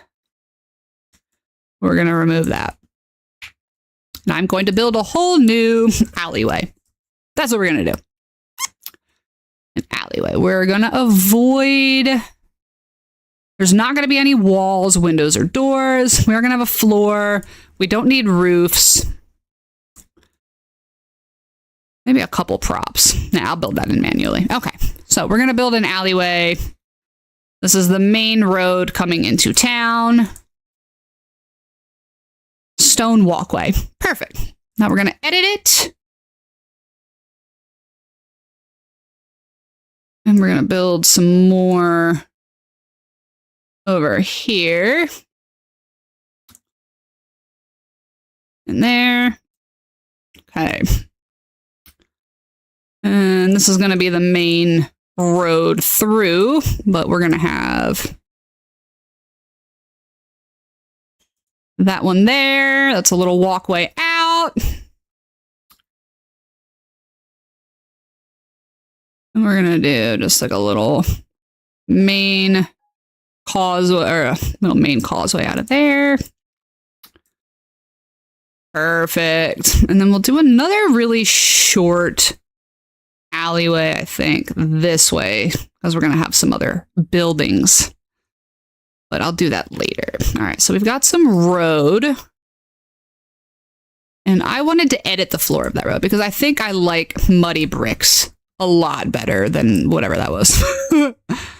Yeah, we want it to look like ass.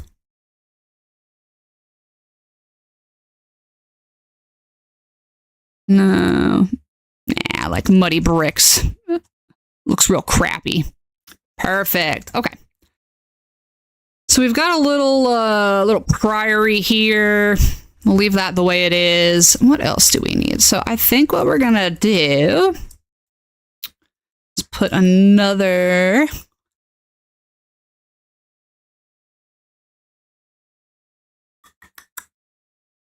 bed, cemetery, cathedral, cabin. We'll put some housing kind of along here, I believe. Because obviously people need places to live. The bridge is back. What's up? What's up? Oh, right. So we're building right now. What you missed, Count Swagula, is I am building one of the outlying settlements for the world that I'm in, and this is Briarhearth, which is a small farming village.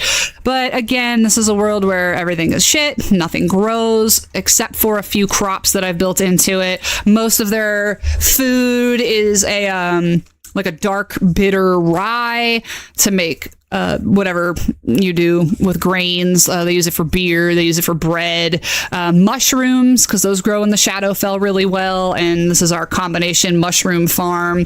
And cemetery, which is a great use of resources. You were eating a donut and all the jam ended up on me instead of in me. Oh no.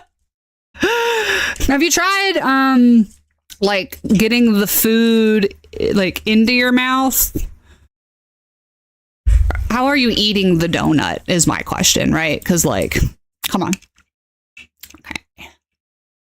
So we're going to put a very small garden situation right here.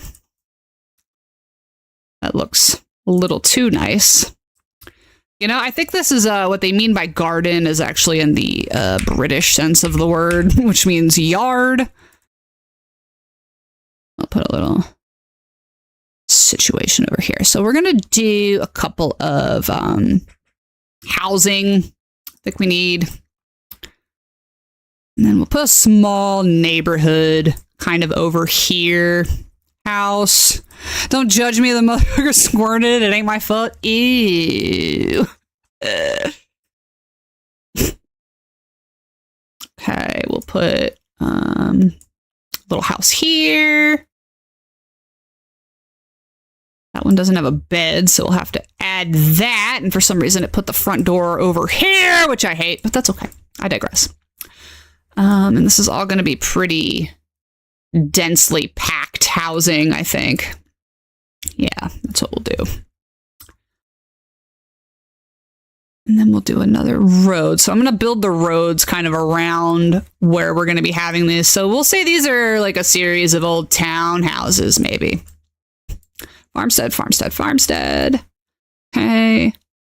We'll have a little priory over here, I think. It's where the priest lives. No, the priest lives over here. The priest is he's a priest / mushroom farmer, which, like I said, here, a lot of people dying all of the time. Good use of resources to have your mushroom farm also be your cemetery.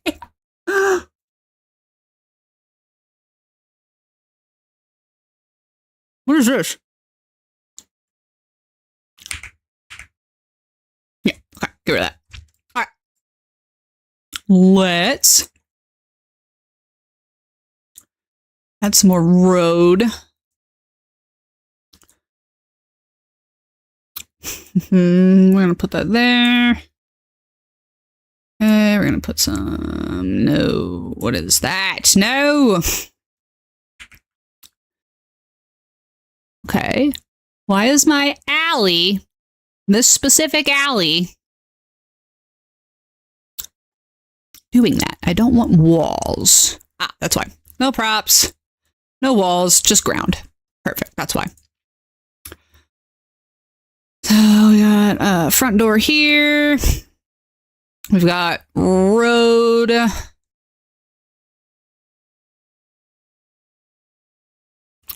We've got road.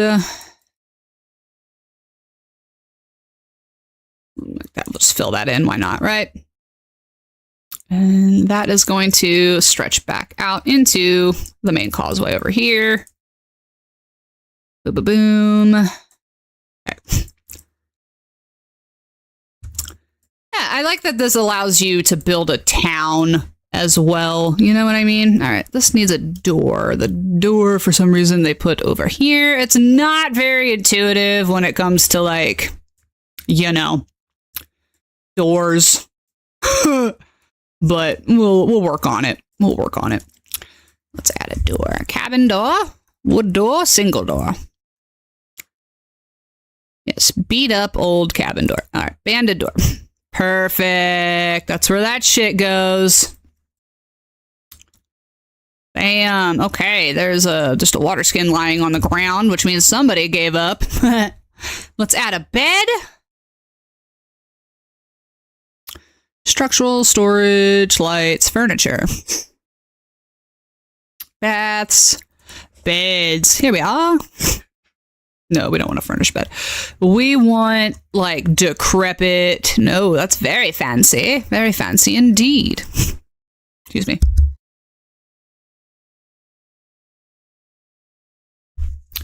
Yes, dirty bunk. Where are we going to put the dirty bunk? We're going to move this over there. We don't need a rug. These people are poor. Dirty bunk. Driftwood bed. Yeah. Crappy. Oh, no, that's not crappy. That is log bed. No double beds in this world, apparently. Pillows, pillows, pillows. Okay, apparently there are no married couples except for rich people, so there's... big bed. Perfect. Now we'll put it right there. Perfect. So we got a bed. We're gonna move the door over. We got bed. We're gonna move this pot over here with the other shit. Got that there. We're gonna move the dining table over as well because I'm going to put another bed. These people have kids. That's what we're gonna say. This is a family house, which just makes the cramped space, I think, infinitely more uncomfortable. And we've got the hammocks is funny. So we got bunk beds. Bunk beds sound like a good idea, right? That's how you deal with kids. You get a little bunk bed situation. I cannot put it here. Why? Why? There's no pallet on the floor. All right, we're going to rotate that. All right, you're pissing me off now. How do we rotate it before I put it down? Shift, toggle, control, toggle, snap to grid.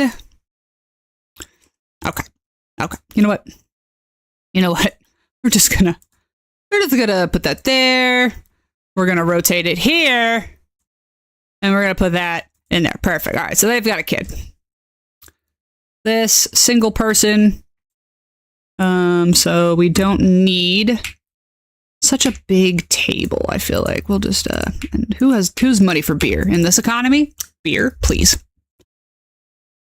We're gonna move this whole thing right there, but let's change the table out, I think, because that's a really big table.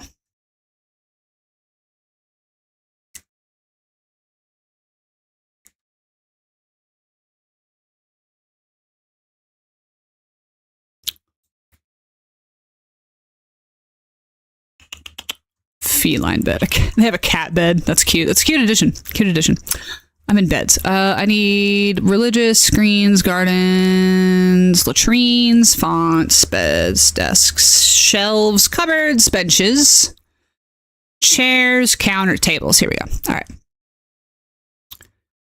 we have any small tables? Butcher's block, coffee table, food prep table, food prep table. That's actually nice. Where are the medieval bidets? I know, right? Nothing out here spraying my ass, that's for sure.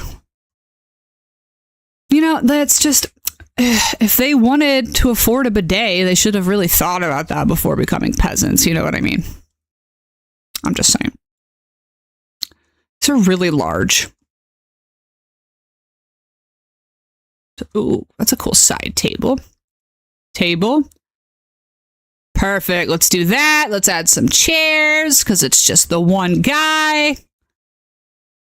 Throne. That's exactly what we want. This guy's just got a stool. But we will put one small chair here in front of the fireplace so he could just sit here and think about his life and all of the choices he made that led him to being a peasant. You know, I don't necessarily like the look of this room. This is going to be a 2-story one because this map allows levels.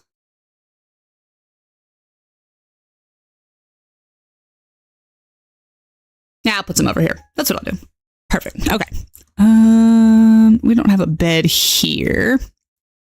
We'll deal with that later. Let's add some more. We're going to add another cabin. This is going to be a long cabin. Oh, I forgot to turn on props and things. Whoopsies.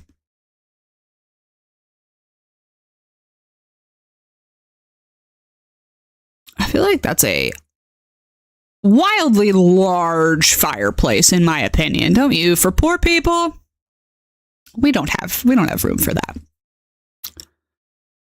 But we're gonna go up, and then we're gonna build a second floor. See if it works. Let's see if it works.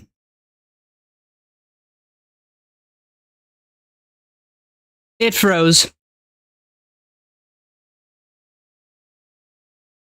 My God. What have I done? Oh my God! No! Please wake up. Please wake up. I hope the autosave saved at an interval. Okay, thank God. There it goes. All right, it worked. It worked. We're okay. We're okay. All right. This place needs windows. I love it. Look, we have 2 floors.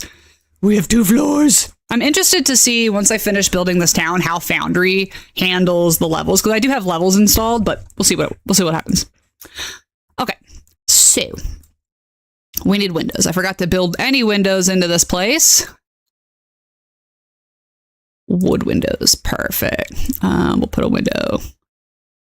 Yeah, and here. Excellent.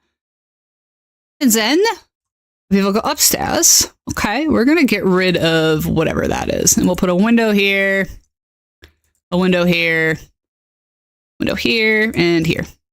Excellent. I want to hear 0 complaints about the asymmetrical windows. All right. Decorations. Would it be under decorations or no? Rugs, paintings, statues, festivals, blah, blah, blah.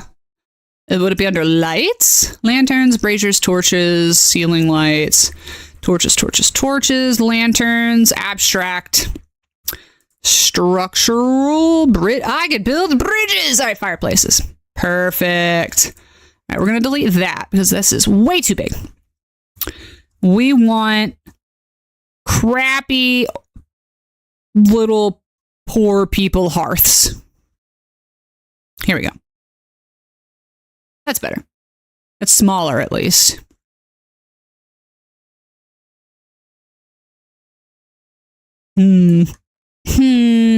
Artificer's furnace. A boiler. We don't need a boiler. We definitely don't want a bonfire. Clay furnace, maybe, with the big spooky face. Corner hearth. Corner hearth could work. Okay. All right. Okay. Perhaps not. Why am I unable? Whatever. Okay. Boom. And we're going to move it there. Excellent. Look, we got a little hearth. We got some hanging meat stuffs. We're going to put all the beds for this house upstairs. So nice. We've got dining table. Control snaps to grid. Ah, I see. All right. A little hearth. I'm going to put... We'll say this family's doing a little bit better for themselves, and we're going to go ahead and give them some seating area, which would be under furniture, chairs. Cool. We'll put a cushioned bench by the fire, maybe? Oh, I thought that was stairs. What else do we have? No couches, just chairs. Only chairs.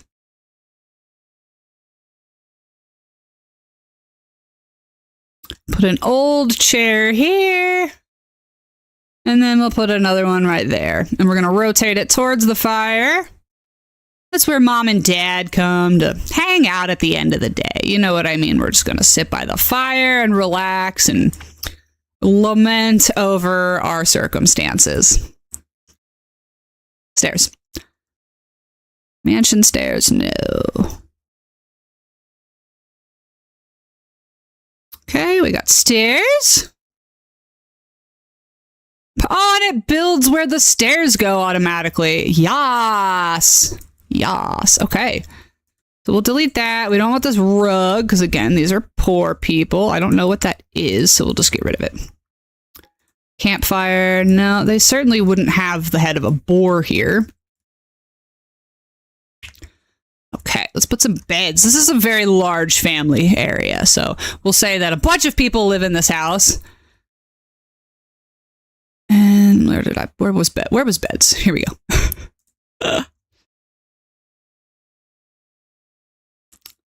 So we'll put a hammock set here. We'll put a hammock set here. Come on. There we go. And then mom and dad get a double bed, which was...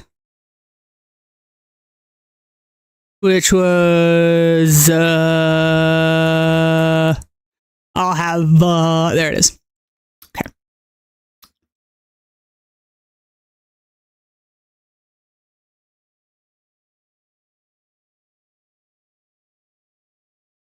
Oh my God, I hate that it does that. How do I rotate the object before I place it? No? It hates me. You see what I'm saying? Like, it won't let me. There we go. See, that just feels too ornate for the situation these people are in. All right. All right. Fine. Ah, you just put it over there. Why is the... Okay. That's fine. That's fine. Put a pillow there. And a pillow directly next to it. Mom and dad's home. Okay. Excellent. Perfect. So now that I've figured out how to do this nonsense, we're going to move that window over because that looks like shit. No, not you. Window. Boom. Okay. Cool. We've got a 2-story house now with a roof. Okay. Love that. Love that. Now, what does every alleyway need besides some outdoor lighting? Because we got a bunch of cramped housing. So let's put some lighting down so people can see when they're getting home in this land of perpetual darkness. Light sources? No, that's the sun? I see. Okay. So it's nighttime. You can change the lighting! We love that. I love that so much. Oh, you can change the roof. Abandoned hovel is the name of that roof style. And you know, if that doesn't just fit. I wish that had like thatched roof. Oh, it is. Wow, look at that. No, we don't need a roof there. Thank you. Okay. Let's also change the walls. Plaster.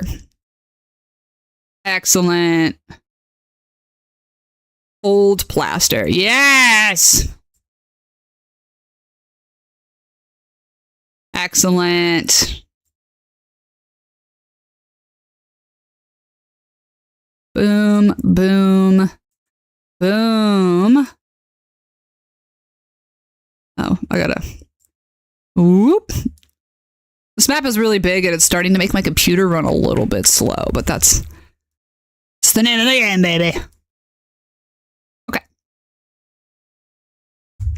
Excellent. I don't know why... Ah, I see. I see what happened here. We're gonna get rid of these walls. We don't need that. Nope. Nope. I just want to get rid of that wall specifically. No. Why are you doing this? That wall? And that wall. Perfect. Okay, great. We're gonna save. We're gonna save real quick because we've been getting some we've been getting some freezing. Alright, and I'm a little worried. We'll get there. We will get there. Let's paint the inside as well.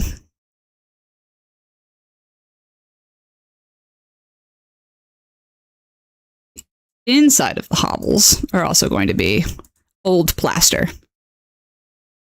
Yes! I love this! I love it! What a program. You know, honestly... Dungeon Alchemist... I lost words. Dungeon Alchemist, just... I love you. Outstanding. Okay. Let's put... Ruins. Ooh.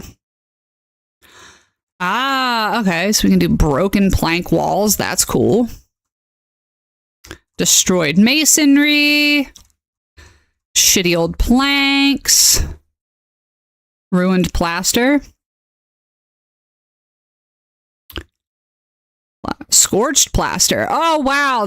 Just having all the different options, like ruined or like scorched, like this building was at one point on fire. Because you could do, oh, wow.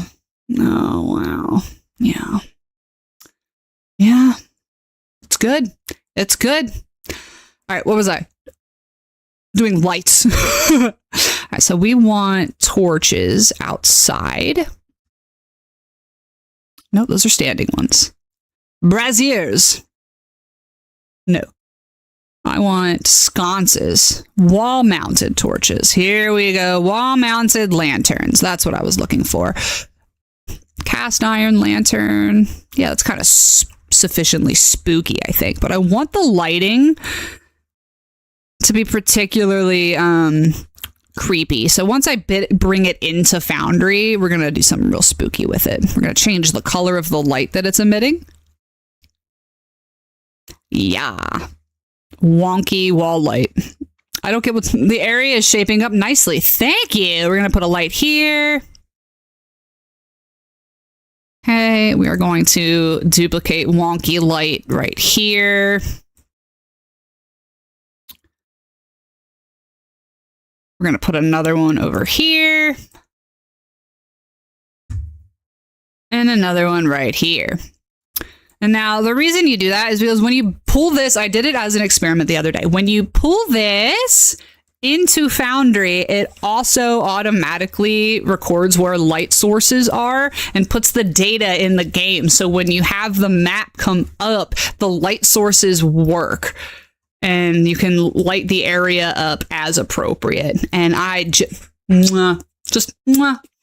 okay, it's a beautiful thing. It's a beautiful thing.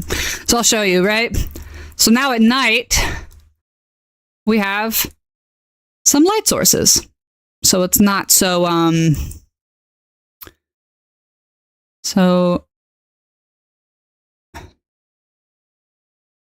yeah, that's kind of what I wanted, but whatever.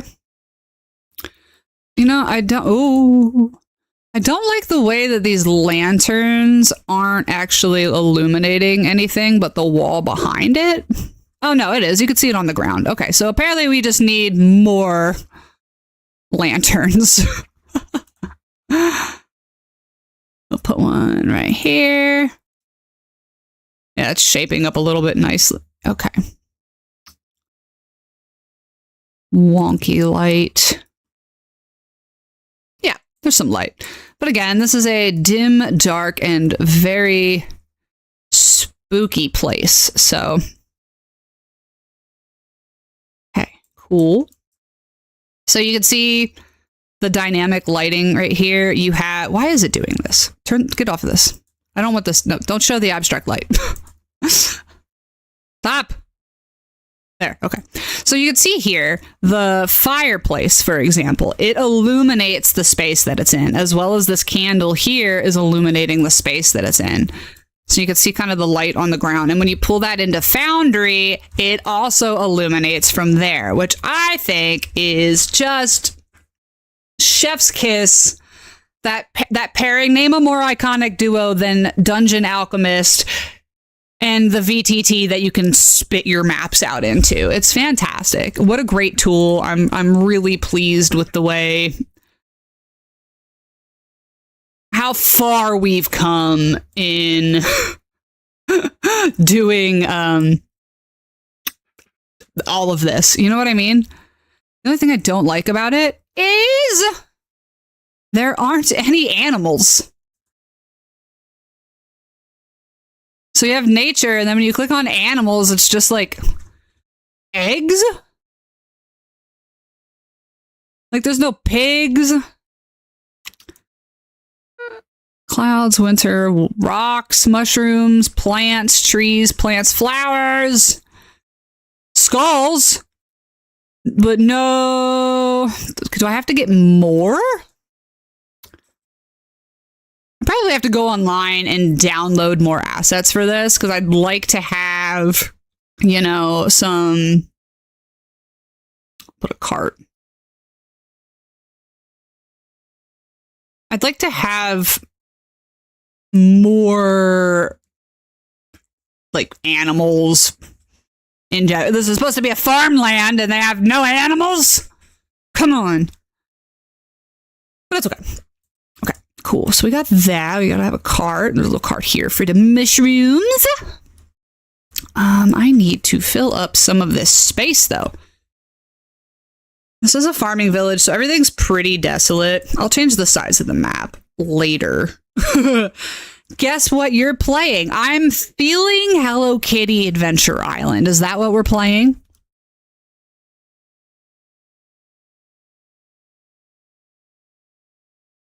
Yay!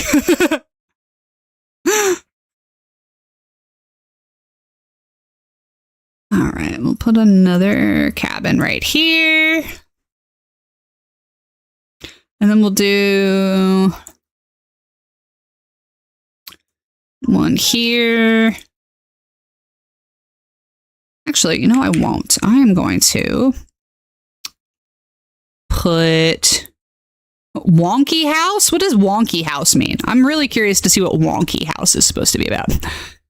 It's just a decrepit old house. All right. Kind of dig it. We'll delete that and let's make more Wonky House. I kind of like the way Wonky House looks. All right.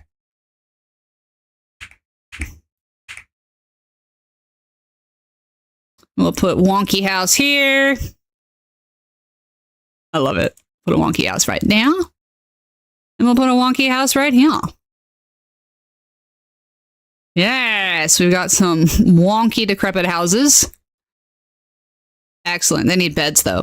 No wonky bed. No wonky bed for you. This looks like Ron Weasley's, the front of Ron Weasley's house.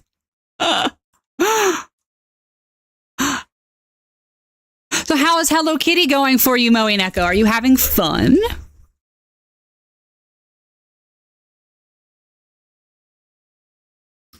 Okay, let's do. We need furniture, beds.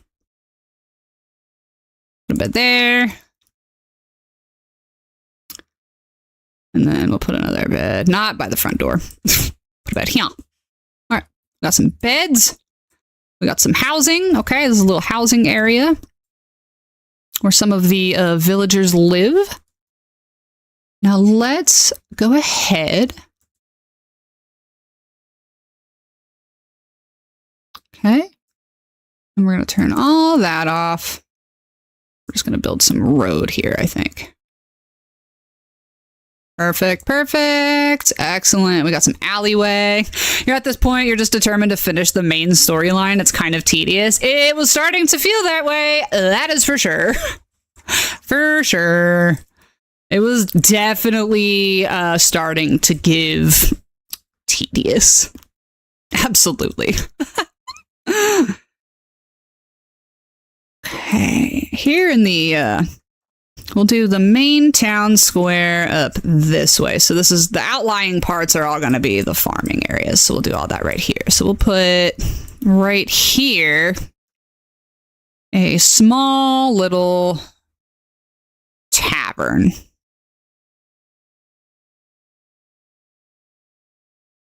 And it'll be, we'll do the Great Hall right here. Oops, I forgot to turn props back on.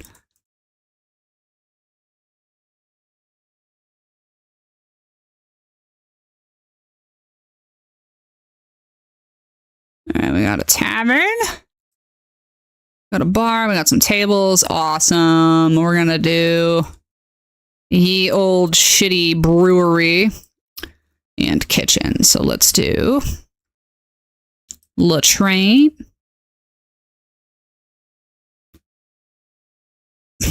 Kind of name's latrine. That's a family name. It used to be shithouse. Good change. Good change. Yeah, we'll do a hallway right here. Good. Hallway, hallway. Good, good.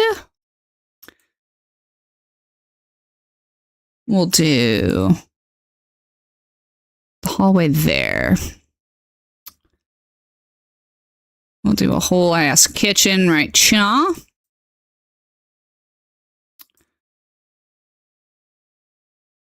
We'll do a pantry right here. Okay. Small brewery area right here. Cool, cool, cool, cool, cool.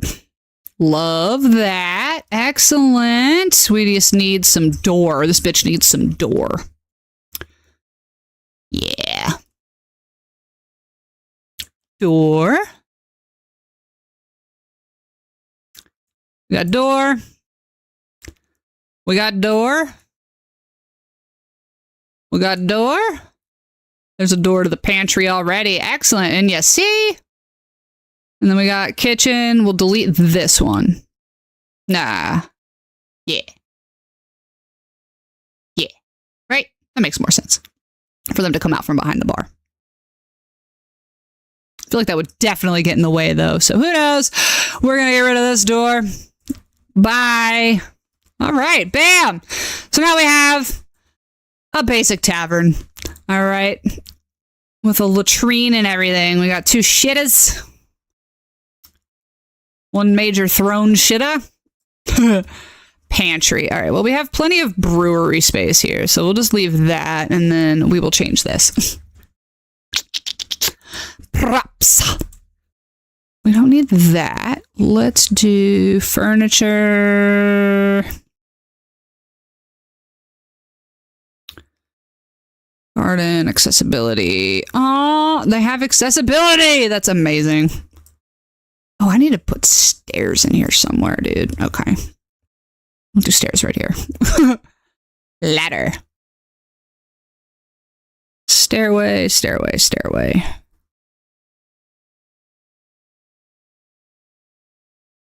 Put the stairs over here.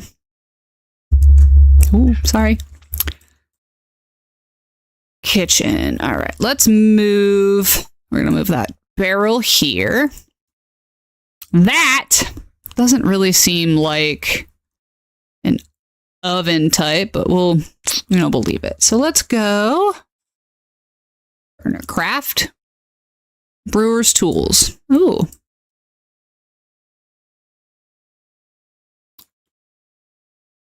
Cask, furnace. Nice.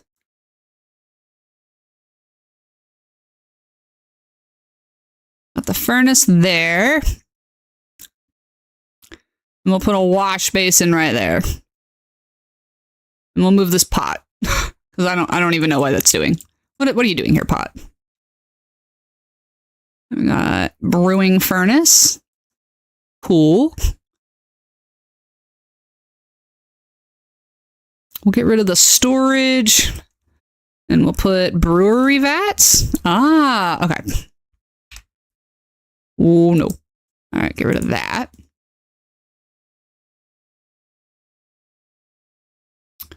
Cool. All right, we've got ye old brewery. Isn't that nice? Isn't that nice? Sieve. That's fine. That should be good. People get the idea. Let's go with... This is so much stuff, dude. Housekeeping stuff. Perfect. Cash register. What do we think this is? All right, we got some cleaning stuff. No. Some bucket. Put the bucket in the kitchen here. That bucket is for firefighting. Okay, we got pile of wood. Let's do food and drink, drink, cutlery, no. Shelving. Honestly, shelves, probably important.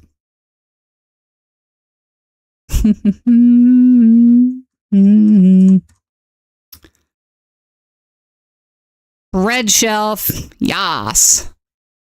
Ah, you'll end up stepping in that bucket. Welcome, Kai. How are we? Yeah, I will also end up stepping in that bucket. That's just who I am as a person, I think. Actually, we're going to get rid of this part of the wall, I think, because I don't feel like this wall is conducive. There we go. That way we don't need this door, because who needs that many doors? Door side by side. Pathetic. Okay, great. And we don't need this door either. Excellent. All right. Okay, hi, how are you, Kai? Welcome to my hearth. Great to have you in, okay? Right now, I am building a horror campaign because I would like to start doing D&D content on Thursdays. And I have decided to homebrew an entire thing for the Ravenloft book that was just released. I'm really excited about that. I have a huge world that I'm building, and that includes one of these outlying settlements. So I am building a town right now. It looks awesome. Thank you. I appreciate that. I am using a tool called Dungeon Alchemist. And the cool thing about this is that you kind of just... I'll show you. We'll build a new room together. How's that sound? So we're doing an inn and tavern, okay? This is the main inn and tavern for one of these little outlying settlements. So say here we are, okay? We've built the bottom floor essentially of the tavern, which has your bar and it has your kitchen and the brewery and a bathroom. And then what that one's going to be is a pantry. So we're going to go upstairs, and right now you see a roof, obviously. But we're going to do from here a hallway. And I'm going to save before I do this because it froze last time and I don't want to lose all my progress. So for example, all right, here we go. We have built a hallway. And I built the hallway, not where the stairs are at. So we're going to go ahead and delete that hallway. No. We're going to delete the hallway. Excellent. So the stairs are on this block right here. Let's remember that. So we have a hallway. I'm going to build a new hallway. Excellent. Oh, it didn't register the stairs. That's okay. We'll figure it out. I think it's because I have to do a structural thing. Yeah, I'd be really sad if I lost all of that. So we'll do the stairs later. We'll deal with that. So we're building the inn and tavern. As you start building, it automatically kind of adjusts where the roof is at. So it's really super easy to use. So we're going to say we're going to do a small bedroom here. How many squares do I have? 1, 2, 3, 4. 1, 2, 3, 4. 1, 2, 3. Okay.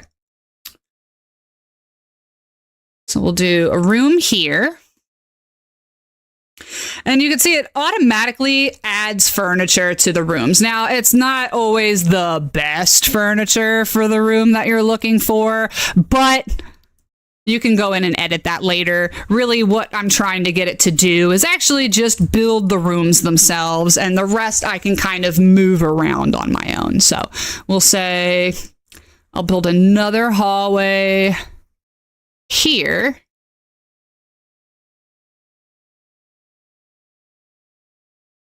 Oh, that's a bedroom. I fucked up. That one's going to be a hallway. There we go. All right, so we got a hallway. And then I'll do 2 more bedrooms on this side. That's too big, I think. That's all right. We'll have 2 fairly large ones.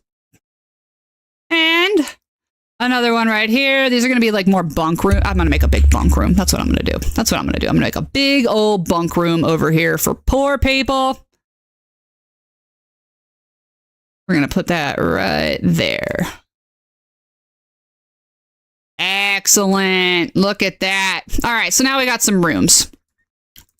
Actually, you know what? We're going to delete that. I'm going to make this a couple rooms, as it turns out. Yeah. This is going to be 2 rooms. So as you see, easy tool to use. You just kind of drag and drop, and it does things. And I love that. We'll put a balcony over here. Gothic, masonry, mausoleum, metal, temple, wonky, wood, rough. Little balcony. Whoa! Hey, thank you so much. I appreciate that. They'll have a little shared balcony. Actually, you know what? As a matter of fact, I am going to change the shape of that. We're going to have one long balcony. No, we don't want to delete. And then we will add more balcony here. Right? That's okay. Nope, too far. Excellent. So we got an outdoor balcony. We love that. Thanks, Molly Neko. I appreciate you coming to hang out. I will see you again. I'll be back on Friday as usual with my standard nonsense, or tomorrow, I guess. Yeah, with my standard nonsense, and hopefully I won't be half asleep when that happens. But hey, Kai, thank you for the follow. A little bit about me. I am Hearth and Havoc. I am the Havoc. My hearth is behind me, which there it is. And I'm a variety streamer. I provide more of a casual experience for casual gamers and whatnot. I do usually play a lot of video games, but I really wanted to start establishing a D&D community because I'd like to start streaming D&D soon. So as I am building this really cool world, I decided to go ahead and start sharing that on Thursdays. And I am usually a bit more animated, but we've been having a bit of a rough time with a sick chicken, and I have not been getting any sleep. So I am unwell, I think, is the word I'm looking for. Unwell. 1, 2, 3, 4, 5.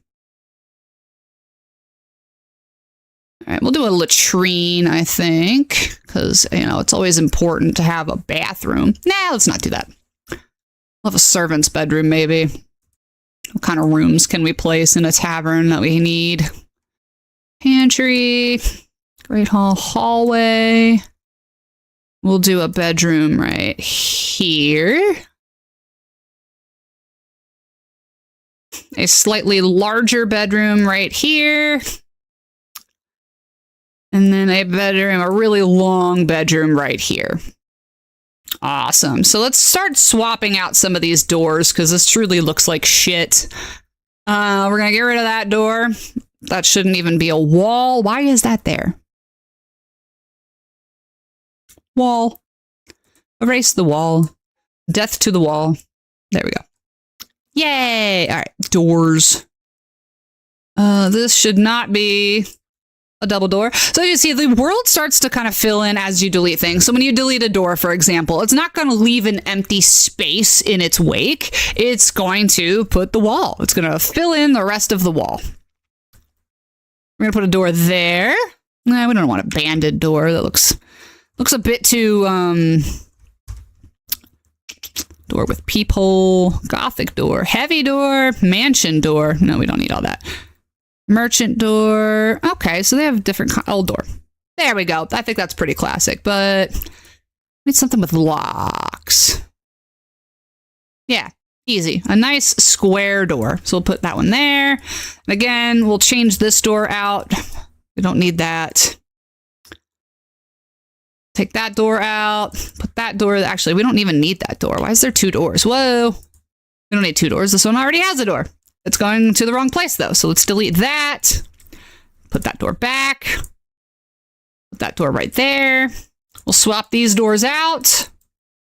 And there. I believe every room has a door now. So we're going to swap out some of these beds for bunks. So this is going to be a bunk room. We'll do that to get out to this nice shared balcony. How nice. What is this? Why is there a bookcase in the middle of the hallway? That is so weird. Why would you even put that there? Oh, no, we don't want a door. Get out of there. Items. Let's just delete that prop. We don't need that. Cool. It also automatically adds lights. So Kai, I'm not sure if you're familiar with Foundry VTT or other kind of like VTTs, you know, Roll20, those things. But when you export this map, I'll show you the example map that I made in Foundry. Okay, this is an example tavern that I made with that program that we were using. And as you can see, it renders all of the walls along the edge. It renders all of the light sources. So wherever you put a light source in Dungeon Alchemist, it exports that. So we have the light sources. I have it in dark so you can kind of see where the lights are at in case I needed to add a few more. But it renders the light sources. It renders all of the props. It renders all of the walls and the doors. So you don't have to go in and build it yourself. Huzzah! So that's what I like about Dungeon Alchemist and its sort of ability to do those things. Not really. You've been working on a world for 2 years now. I just now got to a point where I'm considering making a campaign. Oh, that's really interesting, actually. So you're more of a storyteller and now you want to like bring that to life. What kind of world are you talking about? And you absolutely should make a campaign. There are so many people looking for DMs out there right now. We had one in here earlier. But Foundry VTT, I think, is a really great tool. I'll be doing this every Thursday if you want to pop in and just kind of see what it has to offer. But it has the games built into it. So everything is really, really immersive. And this is just my example map, so it's not really working the way I wanted it to right now. But once you have a character, right? Let me see if I can edit the vision, and that's why it's doing that. Vision rules, basic vision, vision enabled. There it is. So we've got this guy. He's got vision enabled. You know, you open the door. Whoa, shit, Major. What is up? So it creates this kind of environment here. And usually the lighting works a little bit better. So unexplored, you can make it really immersive. You can have soundscapes. You can have the map only unlocks what they've physically seen so far so they can tell where they've been and where they haven't been. I think that's a really fantastic tool. And this really builds it for you in there. So let's go back downstairs here. What's up, Major? How we doing today? Let's go work on my kitchen a little bit because this is lacking. Okay. We just have wall of bread and then a piece of meat on a table, and that's just not giving, you know, let's see. Desks, beds, baths, fonts, ladders, latrines, mirrors, bread shelf. Furnished old shelf. We'll put that, yeah, we got some rope because everybody needs rope. We have cooking tools over here. We'll put that there. Ooh, it's real creepy. Potion shelf, bookshelf.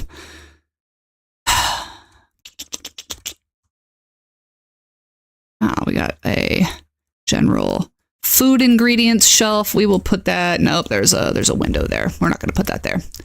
We'll put it right here over top of the meat.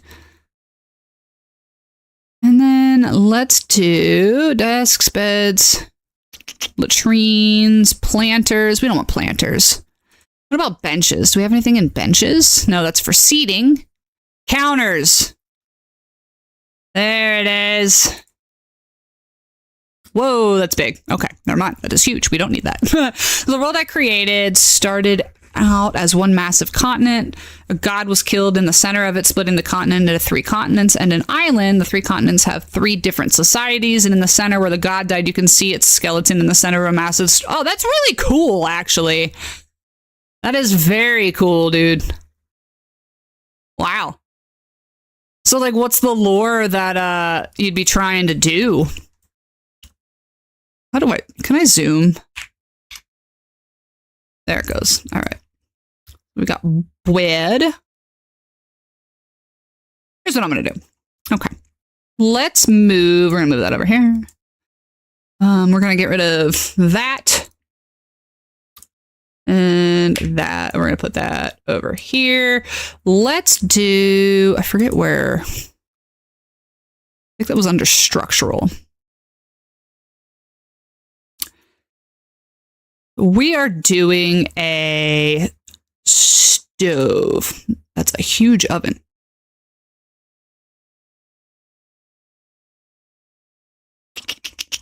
Furnace, hearth. Hearth. These are all really big. Furnished hearth. Ooh, a roasting pit. There's not really anything here, I'm thinking. But we'll put... I definitely want a stove. So let's do stove. If I can find it again. Where'd it go? I get so lost. Fire pit. Where's stove? Excuse me. Am I like... There we go. Stove there. Why? Sir, why? Stove? We're actually going to put 2 stoves because this is a kitchen. You know, some ideas I'm playing with, but nothing solid yet. Hey, keep working on it, though. That's a really cool setting. So I'm interested to see where you take that. All right, we'll put the firewood right now. We need wood platforms. Oh, scaffolding. Interesting. Food, cutlery. All right, cool. At least I know where the food goes. What time is it? I actually have to go. Ah! I don't want to, but I have to go get an MRI, which is very exciting. We love a good MRI situation. Here we go. Meat. Okay, well, we'll put the butcher block. Whoa!